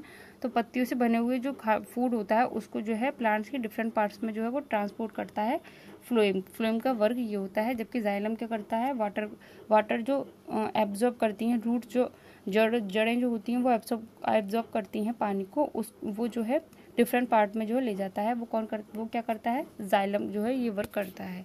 अगला पॉइंट है हमारा, water absorption through roots can be increased by keeping the plants. यहाँ ऑप्शन है, in the shade, in dim light, under the fan, covered with a polythene bag. Question क्या था, water absorption through roots can be increase by keeping the plants under the fan. Option number third जो है वो इसका correct answer है। आप जो है कॉपी पर इसको साथ में नोट करते चलिए या फिर पहले स्क्रीनशॉट ले लीजिए। अगला क्वेश्चन है हमारा, इंपॉर्टेंट क्वेश्चन है, ब्लड से रिलेटेड क्वेश्चन तो आएगा ही एग्जाम में। तो क्वेश्चन क्या है, what makes the blood look red. जो खून होता है, जो ब्लड होता है, वो उसका कलर जो है रेड किसकी वजह से होता है, what makes the blood look red, वो क्यों, मतलब हमें जो लाल कलर का दिखाई देता है। तो ये जो है पता होना चाहिए, क्वेश्चन जो है अच्छा क्वेश्चन है कि a red pigment called haemoglobin gives the blood its red colour. जो ब्लड को रेड कलर देता है वो कौन देता है, हीमोग्लोबिन पिगमेंट होता है रेड कलर का। This pigment helps in carrying oxygen to various part of the body by blood. ठीक है, तो ये था इसका आंसर। अगला देखिए, अगला क्वेश्चन क्या है हमारा, अगला क्वेश्चन है हमारा, ये भी इंपॉर्टेंट क्वेश्चन है, why is blood needed by all the parts of the body. तो इसका आंसर देखिए, blood is needed by all the parts because it contains the digested food and oxygen in it.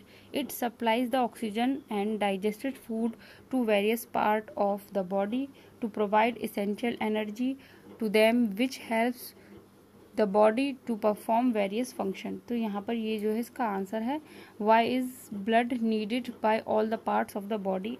अच्छा question है ये, और जब मैंने चैप्टर पढ़ाया था आपको तो बता दिए थे जो ब्लड के फंक्शन वगैरह हैं, और ब्लड जो है क्या क्या वर्क करता है, digestive food and various part of the body provide essential energy, तो ये सब जो है ऑक्सीजन की सप्लाई करता है। इंपॉर्टेंट क्वेश्चन है ये, चैप्टर ही जो है इंपॉर्टेंट है। अगला है मैचिंग करनी है हमें यहाँ पर। फर्स्ट है, कॉलम फर्स्ट में है stomata, xylem, root hairs and phloem. Column second में है absorption in water, transpiration, transport of food, transport of water and synthesis of carbohydrate. ठीक है, तो यहाँ पर पहले हमें जो पता है पहले हम उसको मैच करेंगे। तो जाइलम, जाइलम अभी हम पढ़ चुके हैं, ट्रांसपोर्ट ऑफ वाटर यानी कि वाटर को ट्रांसपोर्ट का काम करता है कौन, जाइलम। तो हम ए का लगाएंगे डी, सॉरी बी का लगाएंगे हम डी, ट्रांसपोर्ट ऑफ वाटर। अब बात करेंगे हम फ्लोएम।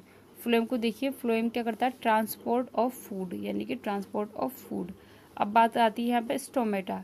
तो स्टोमेटा का वर्क क्या है, स्टोमेटा का जो वर्क है वो क्या है, वो है आपका ट्रांसपिरेशन यानी कि जो फोटोसिंथेसिस की क्रिया होती है, सॉरी ट्रांसपिरेशन, वाष्पोत्सर्जन का काम करता है स्टोमेटा।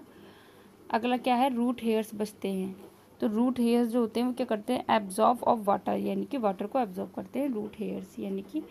थर्ड का लगाएंगे हम फर्स्ट, ये है आपका matching, stomata, transpiration, xylem, transport of water, root hairs, absorption of water, phloem, transport of food. ये था आपका जो है मैचिंग। इसको भी आप नोट कर लीजिए क्योंकि एग्ज़ाम में जो है आ सकता है, ये पूछ लिया जाएगा। बच्चों ज़्यादा से ज़्यादा वीडियो को लाइक शेयर एंड सब्सक्राइब कीजिए।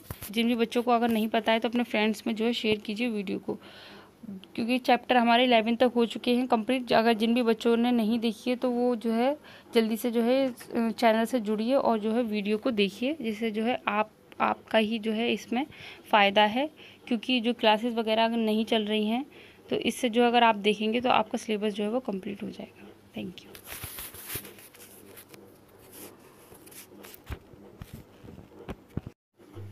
Hello everyone, welcome back to my YouTube channel K and M educator classes. आज जो हम बात करेंगे वो चैप्टर नंबर जो 12 है, रिप्रोडक्शन इन प्लांट्स, उसके बारे में जो आज हम बात करेंगे। तो जो रिप्रोडक्शन इन प्लांट्स है उसको जो है मैंने अच्छे से थ्योरी में भी आपको समझाया था। तो जिन भी बच्चों ने वो वीडियो अगर नहीं देखी है तो इस चैनल की जो है प्लेलिस्ट में जाकर जो है उन वीडियोज़ को देखिए। जो रिप्रोडक्शन इन प्लांट्स है वो चैप्टर मैं जो है करा चुकी हूँ।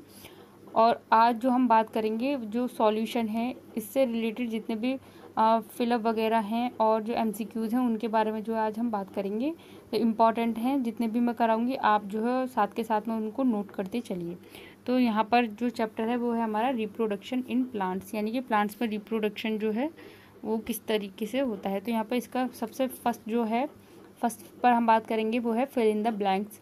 फिल इन द ब्लैंक्स के बारे में जो हम बात करेंगे। तो फर्स्ट पॉइंट है हमारा यहाँ पर, production of new individual from the vegetative part of parent is called. यहाँ पर क्या आएगा answer, production of new individual from the vegetative part of parent is called, क्या कहलाता है, वेजिटेटिव रिप्रोडक्शन। तो यहाँ पर आएगा आपका फर्स्ट में vegetative reproduction, vegetative reproduction.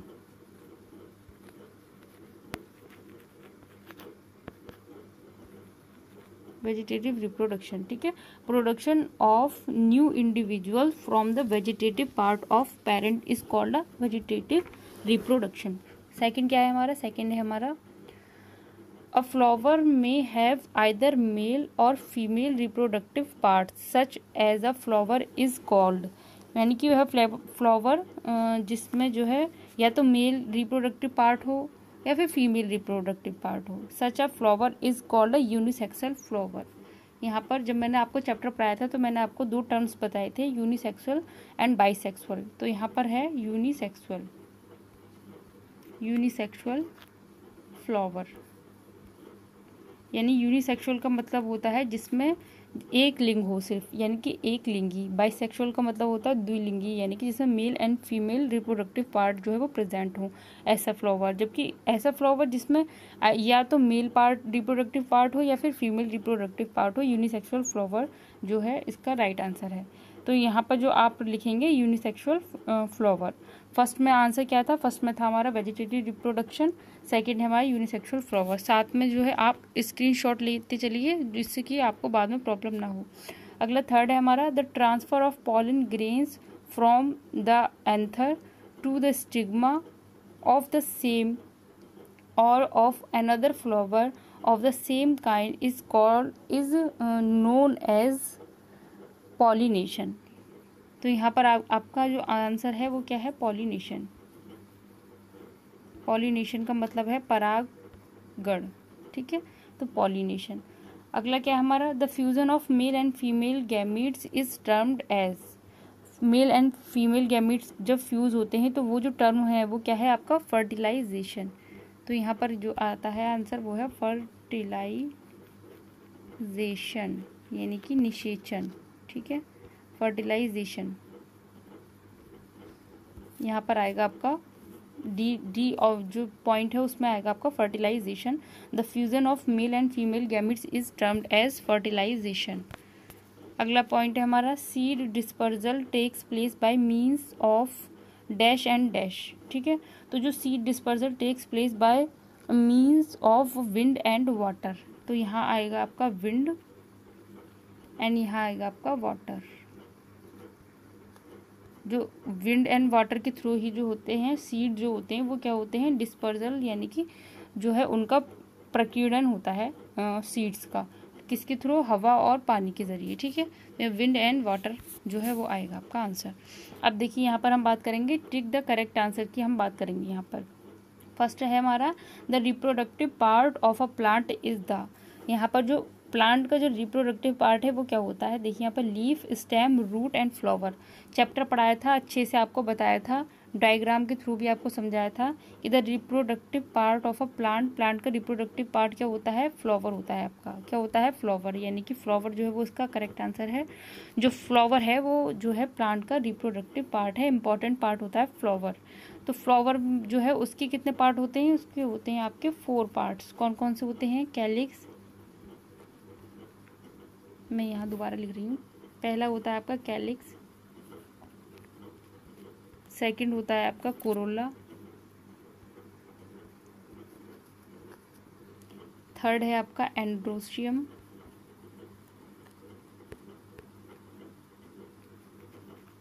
And fourth है आपका गाइनोशियम,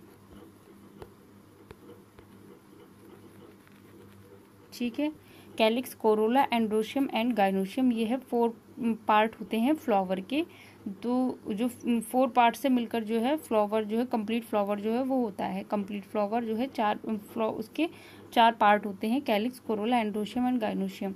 अब यहाँ पर अगर हम बात करें कैलिक्स, तो ये क्या होता है, फ्लावर का सबसे बाहरी भाग होता है, जो ग्रीन कलर की जो लीव्स लगी होती हैं, जैसे कि आपने हिबिस्कस जो गुड़हल है उसका फूल आपने देखा होगा, तो उसके जो सबसे बाहर जो ग्रीन कलर के जो सेपल होते हैं तो वो होते हैं आपके कैलिक्स। कोरोला जो होते हैं वो आपके कलरफुल होते हैं, जैसे कि रेड होते हैं, वो होता है आपका कोरोला। एंड ये एंड्रोशियम जो है और गाइनोशियम, तो ये एंड्रोशियम जो है ये है आपका मेल पार्ट, फ्लावर का मेल पार्ट, एंड गाइनोशियम जो है वो क्या है, फीमेल पार्ट। तो ये जो आपको इतना याद रखना है। तो the reproductive part of a plant is called it's a flower, ठीक है, तो इसका आंसर है फ्लावर। अगला पॉइंट क्या है, अगला है हमारा, the process of fusion of the male and the female gamete is called. अब यहाँ पर मेल एंड फीमेल गैमीट जो होते हैं उनका जो फ्यूजन होगा, यानी कि मेल एंड फीमेल जो गैमीट हैं, मेल एंड फीमेल गैमीट जो है उनका जो फ्यूजन है वो क्या कहलाता है, तो वो क्या कहलाता है आपका, वो कहलाता है फर्टिलाइजेशन। क्या कहलाता है, वो कहलाता है आपका फर्टिलाइजेशन, यानी कि निषेचन। मेल एंड फीमेल गैमीट जो होता है वो उनका जो मिलना है वो क्या कहलाता है आपका, निषेचन, यानी कि फर्टिलाइजेशन जो है इसका करेक्ट है। ऑप्शन नंबर जो फर्स्ट है इसका वही इसका राइट आंसर है। तो जो क्वेश्चन नंबर सेकंड था, the process of fusion of the male and the female gametes is called fertilisation, यानी कि ऑप्शन फर्स्ट जो है वो राइट है। अगला पॉइंट है हमारा, mature ovary forms the seed, स्टेमन, pistil या फिर फ्रूट। तो जो मैच्योर ओवेरी होती है वो जो होती है वो क्या होती है आपकी, फ्रूट, यानी कि अंडाशय से क्या बनता है आपका फल, और बीजांड यानी कि ओव्यूल से क्या बनता है आपका सीड। सीड जो बनता है वो किससे बनता है आपका, ओव्यूल, ये ओव्यूल, ठीक है। बीजांड से बनता है बीज, सीड, एंड अंडाशय यानी कि ओवेरी से क्या बनता है आपका, फ्रूट, ठीक है। तो इसका जो आंसर है वो क्या है आपका, फ्रूट। ये आपको याद रखना है कि mature ovary form the fruit. अगला देखिए, अगला पॉइंट है हमारा, a spore producing plant is rose, bread mould, potato या फिर जिंजर। तो a spore producing plant is bread mould, यानी कि ऑप्शन नंबर जो सेकंड है वो इसका जो है करेक्ट आंसर है यहाँ पर। अगला पॉइंट है हमारा bryophyllum can be reproduced by its stem, leaves, roots या फिर फ्लावर। तो जो ब्रायोफिल्म होती हैं जो leaves can be reproduced by leaves, यानी कि इसका जो आंसर है ऑप्शन नंबर जो सेकंड है वो उसका जो है करेक्ट आंसर है। तो ये थे हमारे ऑब्जेक्टिव टाइप जो थे MCQs। अब यहाँ पर हम बात करेंगे explain the difference between self pollination and cross pollination. जब मैंने आपको चैप्टर पढ़ाया था तब भी बताया था आपको डिटेल में कि सेल्फ पॉलिनेशन क्या है एंड क्रॉस पॉलिनेशन जो है वो क्या है। सेल्फ पॉलिनेशन की अगर हम बात करें तो सेल्फ पॉलिनेशन है क्या, pollen grains are transferred to the stigma of the same flower. यहाँ पर जो है सेम फ्लावर होगा, पॉलन ग्रेन्स जो होंगी वो ट्रांसफर होंगी स्टिग्मा पर same flower. But cross pollination में क्या होता है कि pollen grains are carried to stigma of another flower, यहाँ पर एनदर फ्लावर की बात होती है। अगला है हमें यहाँ पर occurs in bisexual plants having anther and stigma maturing at same time. यहाँ पर बाइसेक्सुअल प्लांट भी हो सकता है। यहाँ पर occurs in bisexual flowers having anther and stigma maturing at different times. यहाँ पर है अगला it takes place in plants like wheat and peas. ठीक है, गेहूं एंड मक्का में जो है ये सेल्फ पॉलिनेशन जो है मिलता है। जबकि जो क्रॉस पॉलिनेशन है it takes place in plants like lady finger, tomato, brinjal, भिंडी, टोमेटो, टमाटर एंड ब्रिंजल, यानी कि बैंगन में जो है क्रॉस पॉलिनेशन होता है। तो ये था आपका difference self pollination and cross pollination में डिफरेंस। तो इम्पॉर्टेंट है ये self pollination cross pollination, definition भी पूछ ली जाती है, इसको आप अच्छे से जो है याद कर लेना। अगला पॉइंट है हमारा लास्ट है हमारा मैच। यहाँ पे हमें मैचिंग करनी है। Column first and column second दे रखी है। कॉलम फर्स्ट में है आपका bird, eyes, fragmentation and wings, sports. Column second है हमारा maple, spirogyra, yeast, bread mould, potato and rose. अब यहाँ पे हमें क्या करना है, हमें उसको करना है मैच। ठीक है, तो यहाँ पर है हमारा फर्स्ट क्या है बर्ड। जो बर्ड होती है वो किस में होती है आपकी यीस्ट में होती है, यानी कि बर्ड आप किससे मैच करेंगे यीस्ट से। बर्ड किससे मैच करेंगे आप यीस्ट। ठीक है, आइज किस में होती हैं आपने देखा भी होगा पोटैटोज में क्या होती हैं आइज। अब बात आती है यहाँ पे फ्रेगमेंटेशन, यानी कि स्पाइरोगायरा में क्या होता है फ्रेगमेंटेशन। अगला क्या है यहाँ पर, अगला है विंग्स। तो जो विंग्स होते हैं वो किस में होते हैं मैपल में होते हैं विंग्स। लास्ट बचता है आपका स्पोर्ट्स। तो स्पोर्ट्स होते हैं आपके ब्रेड मोल्ड, स्पोर्ट्स होते हैं आपके किसमें ब्रेड मोल्ड में। तो ये था यहाँ पर जो है इसका सही जो मैचिंग है वो है आपका bird, yeast, eyes, potato, fragmentation जो है आपका वो है आपका स्पाइरोगायरा, फ्रेगमेंटेशन यानी कि स्पाइरोगायरा, विंग्स हैं आपके मैपल एंड स्पोर्ट्स हैं आपका ब्रेड मोल्ड। तो ये थे जो है आज जो चैप्टर 12 है उसके बारे में जो हमने बात की, जो इम्पोर्टेंट पॉइंट्स थे उसके बारे में डिस्कस किया। पहले जो थे हमारे फिलअप थे, फिल इन द ब्लैंक्स थे। सेकंड में क्या था हमारा, सेकंड हमने जो देखा वो है हमारा टिक द करेक्ट आंसर, यानी कि MCQs देखी हमने। एंड लास्ट में हमने क्या देखा मैचिंग, डिफरेंस भी देखा हमने, pollination, self pollination, cross pollination. तो इतना ही जो है चैप्टर 12 में जो है इम्पोर्टेंट पॉइंट्स जो बन रहे थे वो जो है मैंने यहाँ पर आपके लिए जो है मैंने आपको यहाँ पर करा दिए हैं। इम्पॉर्टेंट है जितने भी कराए हैं। तो वीडियो को बच्चों ज़्यादा से ज़्यादा लाइक, शेयर एंड सब्सक्राइब कीजिए। Thank you. Hello everyone, welcome back in my YouTube channel K&M educator classes. बच्चों आज हम बात करेंगे जो चैप्टर है साइंस का, जो क्लास 7 की जो हम साइंस करा रहे हैं, क्लास 7 की जो साइंस है NCERT बेस्ड सिलेबस जो है कराया जा रहा है आपको। तो इसमें जो है अब जो चल रही है वीडियो वो आपको सॉल्यूशन जो है कराया जा रहा है। तो सॉल्यूशन में जो चैप्टर नंबर 12 नहीं यहाँ पर 13 है, चैप्टर नंबर जो 13 है मोशन एंड टाइम, वो आज जो है उसके बारे में आज हम पढ़ेंगे। जो जितने भी उस चैप्टर से इम्पोर्टेंट पॉइंट्स बन रहे थे उनके बारे में जो आज हम डिस्कस करेंगे। उससे पहले जो चैप्टर नंबर 12 तक जो है मैं करा चुकी हूँ यहाँ आपको। तो जिन भी बच्चों ने अगर वो वीडियोस नहीं देखी हैं तो इस चैनल की प्लेलिस्ट में जाकर उन वीडियोस को देखिए। और उससे पहले मैंने आपको थ्योरी की वाली वीडियोस भी कराई थी, तो वो उनको भी जो है आप देखिए, जिससे आपके जो है अच्छे से समझ आ जाएंगी। आज हम बात करेंगे चैप्टर नंबर 13 चैप्टर नंबर 13 की बात करेंगे, मोशन एंड टाइम। तो इस चैप्टर को भी जो है मैं थ्योरी में जो है बता चुकी हूँ। अब देखिए हम यहाँ पर बात करेंगे। फर्स्ट है हमारा question, classify the following as motion along a straight line, circular and oscillatory motion. ठीक है, हमें यहाँ पर बताना होगा सर्कुलर मोशन कौन सा हो रहा है, स्ट्रेट एंड ऑसिलेटरी मोशन। ठीक है, तो फर्स्ट है हमारा question, motion of your hands while running, यानी कि मोशन ऑफ योर हैंड्स, जब आप रनिंग कर रहे हैं उस टाइम पर जो आपके हैंड्स का जो मोशन होगा वो क्या होता है। तो इसका आंसर बताना है हमें। तो इसका जो आंसर है वो है आपका ऑसिलेटरी मोशन। तो इसका आंसर क्या है, ऑसिलेटरी मोशन। ठीक है, इसको हम बोलते हैं हिंदी में दोलन गति। इसको हम क्या बोलते हैं हिंदी में, दोलन गति, दोलन गति। ठीक है, ऑसिलेटरी मोशन यानी कि दोलन गति। अब यहाँ पर जो है आप यहाँ पर हम बात कर लेते हैं कि दोलन गति होती क्या है, what is the oscillatory motion, यानी कि दोलन गति जो है वो क्या होती है। क्योंकि अगर मैंने ये आपको थ्योरी में पढ़ाए थे, अगर आपको नहीं याद हो तो मैं आपको बता दूं कि दोलन गति जो है वो क्या होता है। दोलन गति जो है वो क्या है, दोलन गति, दोलन गति का मतलब है कि किसी निश्चित पथ पर जब कोई वस्तु जो है वो गति कर रही है, किसी निश्चित पॉइंट है, यानी कि निश्चित पथ पर कोई वस्तु गति कर रही है, तो निश्चित समय अंतराल के बाद बार बार अपनी पूर्व गति को दोहराती है। जिस तरीके से पेंडुलम होता है उसका एग्जाम्पल हम ले सकते हैं। तो वो क्या करता है, बार बार जो है अपनी उसी स्थिति को जो है वो दोहराती है। इसको हम क्या बोलते हैं, दोलन गति जो है वो कहते हैं। ठीक है, तो ये है आपका दोलन गति। अगला पॉइंट क्या है हमारा, अगला पॉइंट है हमारा motion of a horse pulling a cart on a straight road. तो इसमें कौन सी गति है, तो इसका आंसर है लीनियर मोशन, लीनियर मोशन। ठीक है, आप साथ में स्क्रीनशॉट लेते चलिए या फिर आप जो है लिखते चलिए। फर्स्ट जो motion of your hands while running, oscillatory motion. Second motion of a horse pulling a cart on a straight road, linear motion.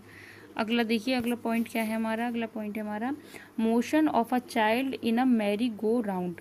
जो मैरी गो राउंड आपने देखा होगा, जो बचपन में जो बच्चों का जो टॉय होता है, यानी खिलौना जो होता है, उसमें जो कौन सा मोशन होता है, यानी कि motion of a child in a merry go round, तो उसमें होता है आपका सर्कुलर मोशन। क्या होता है आपका, सर्कुलर मोशन। ठीक है, अगला पॉइंट है हमारा motion of a child on a seesaw. Seesaw यानी कि जो सीसो होता है, यानी कि जो झूला होता है, जो मैरीगो राउंड होता है बच्चों, उसको बोलते हैं हम चक्कर देने वाला हिंडोला बोलते हैं, उसको चक्कर देने वाला हिंडोला बोलते हैं। जो सीसो है वो क्या है आपका, झूला, यानी कि जो झूला होता है वो तो सब आप सभी ने देखा होगा किस तरीके से होता है वो। तो उसकी जो मोशन होगा वो क्या होगा, वो होगा आपका ऑसिलेटरी मोशन, यानी कि एक पॉइंट पर जो है बार बार एक निश्चित समय अंतराल में जो है लौट कर वापस आना। तो इसका आंसर है आपका ऑसिलेटरी मोशन। ठीक है, साथ में नोट करते चलिए आप, ऑसिलेटरी मोशन। थर्ड में क्या था, यानी कि motion of a child in a merry go round. तो इसका आंसर क्या था, सर्कुलर मोशन, एंड इसका है आपका ऑसिलेटरी मोशन। अगला देखिए नेक्स्ट क्या है हमारा, motion of the hammer of an electric bell, यानी कि बिजली की घंटी का हथौड़ा जो बोलते हैं उसको, यानी कि motion of the hammer of an electric bell. तो उसमें किस तरीके का मोशन होता है, उसमें होता है आपका ऑसिलेटरी मोशन, यानी कि ऑसिलेटरी मोशन है उसमें। बिजली की जो घंटी वाला जो हथौड़ा होता है उसमें ऑसिलेटरी मोशन होता है। अगला पॉइंट है हमारा motion of a train on a straight bridge, यानी कि जब ट्रेन है वो स्ट्रेट ब्रिज पर चल रही है, उसकी जो गति है वो कौन सी गति होगी, तो वो होगी आपकी लीनियर मोशन, लीनियर मोशन। तो इस तरीके से जो है पॉइंट पूछ लिए जाते हैं एग्जाम में कि किस में कौन सा मोशन है, तो इसको जो आप अच्छे से याद रखिए। अगला पॉइंट है हमारा which of the following are not correct, यानी कि इसमें से जो करेक्ट नहीं है हमें वो बताना है। ठीक है, फर्स्ट है हमारा the basic unit of time is second. Basic unit of time का जो सेकेंड होती है, तो यानी कि ये तो हमारा ठीक है।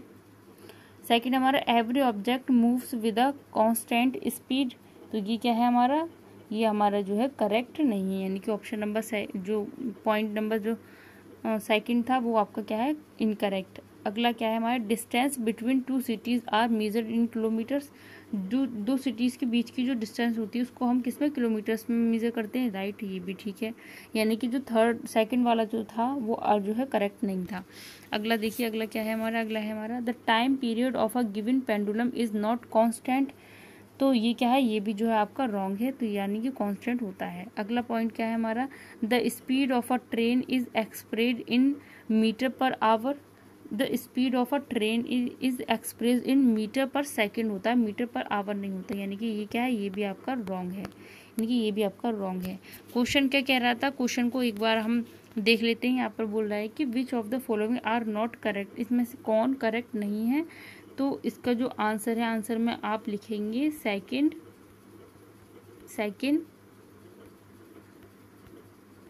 फोर्थ एंड फिफ्थ, ये जो है करेक्ट नहीं है, ठीक है।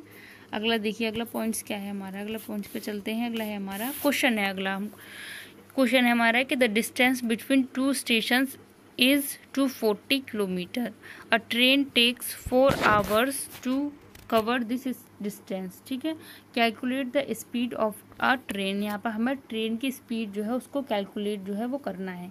तो स्पीड मैंने जब चैप्टर पढ़ाया था तो आपको बताया था कि एक फॉर्मूला याद रखिए आप, कि चाल बराबर दूरी बट्टे समय, क्या, यानी कि स्पीड इक्वल होता है distance upon time, total distance upon total time, ठीक है। तो ये जो फॉर्मूला है इसको आप याद रखना।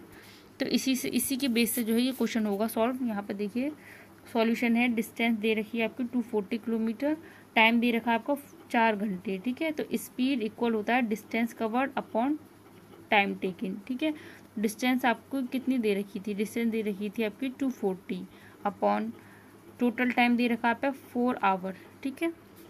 किलोमीटर पर आवर्स में जो है हम इसको करेंगे। तो इसको देखिए कट कीजिए, 4 से 4 6 जा 24, 0 का 0, ठीक है। तो यहाँ पर जो है answer, speed of a train की स्पीड आ जाएगी 60 किलोमीटर पर आवर, ये जो है इसका राइट आंसर है। इसको नोट कर लेना, इस तरीके से क्वेश्चन पूछे जाते हैं एग्जाम में। अगला पॉइंट क्या है हमारा, अगला पॉइंट है हमारा which of the following relation is correct. इसमें हमें बताना है कि कौन सा जो रिलेशन है वो करेक्ट है। फर्स्ट है हमारा speed equal distance into time, यहाँ पर इनटू दे रखा है। अगला है speed equal distance upon time. अगला है speed minus time upon distance, या speed equal 1 upon distance into time.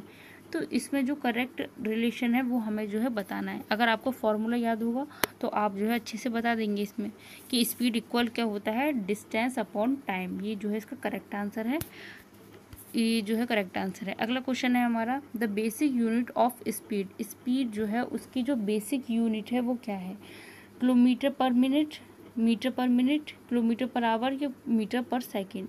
तो जो बेसिक यूनिट होती है, यानी कि स्पीड से हम निकाल सकते हैं, स्पीड जो होती है आपकी, स्पीड इक्वल होता है डिस्टेंस अपॉन टाइम, ठीक है। डिस्टेंस अपॉन टाइम यानी कि दूरी बट्टे समय, ठीक है।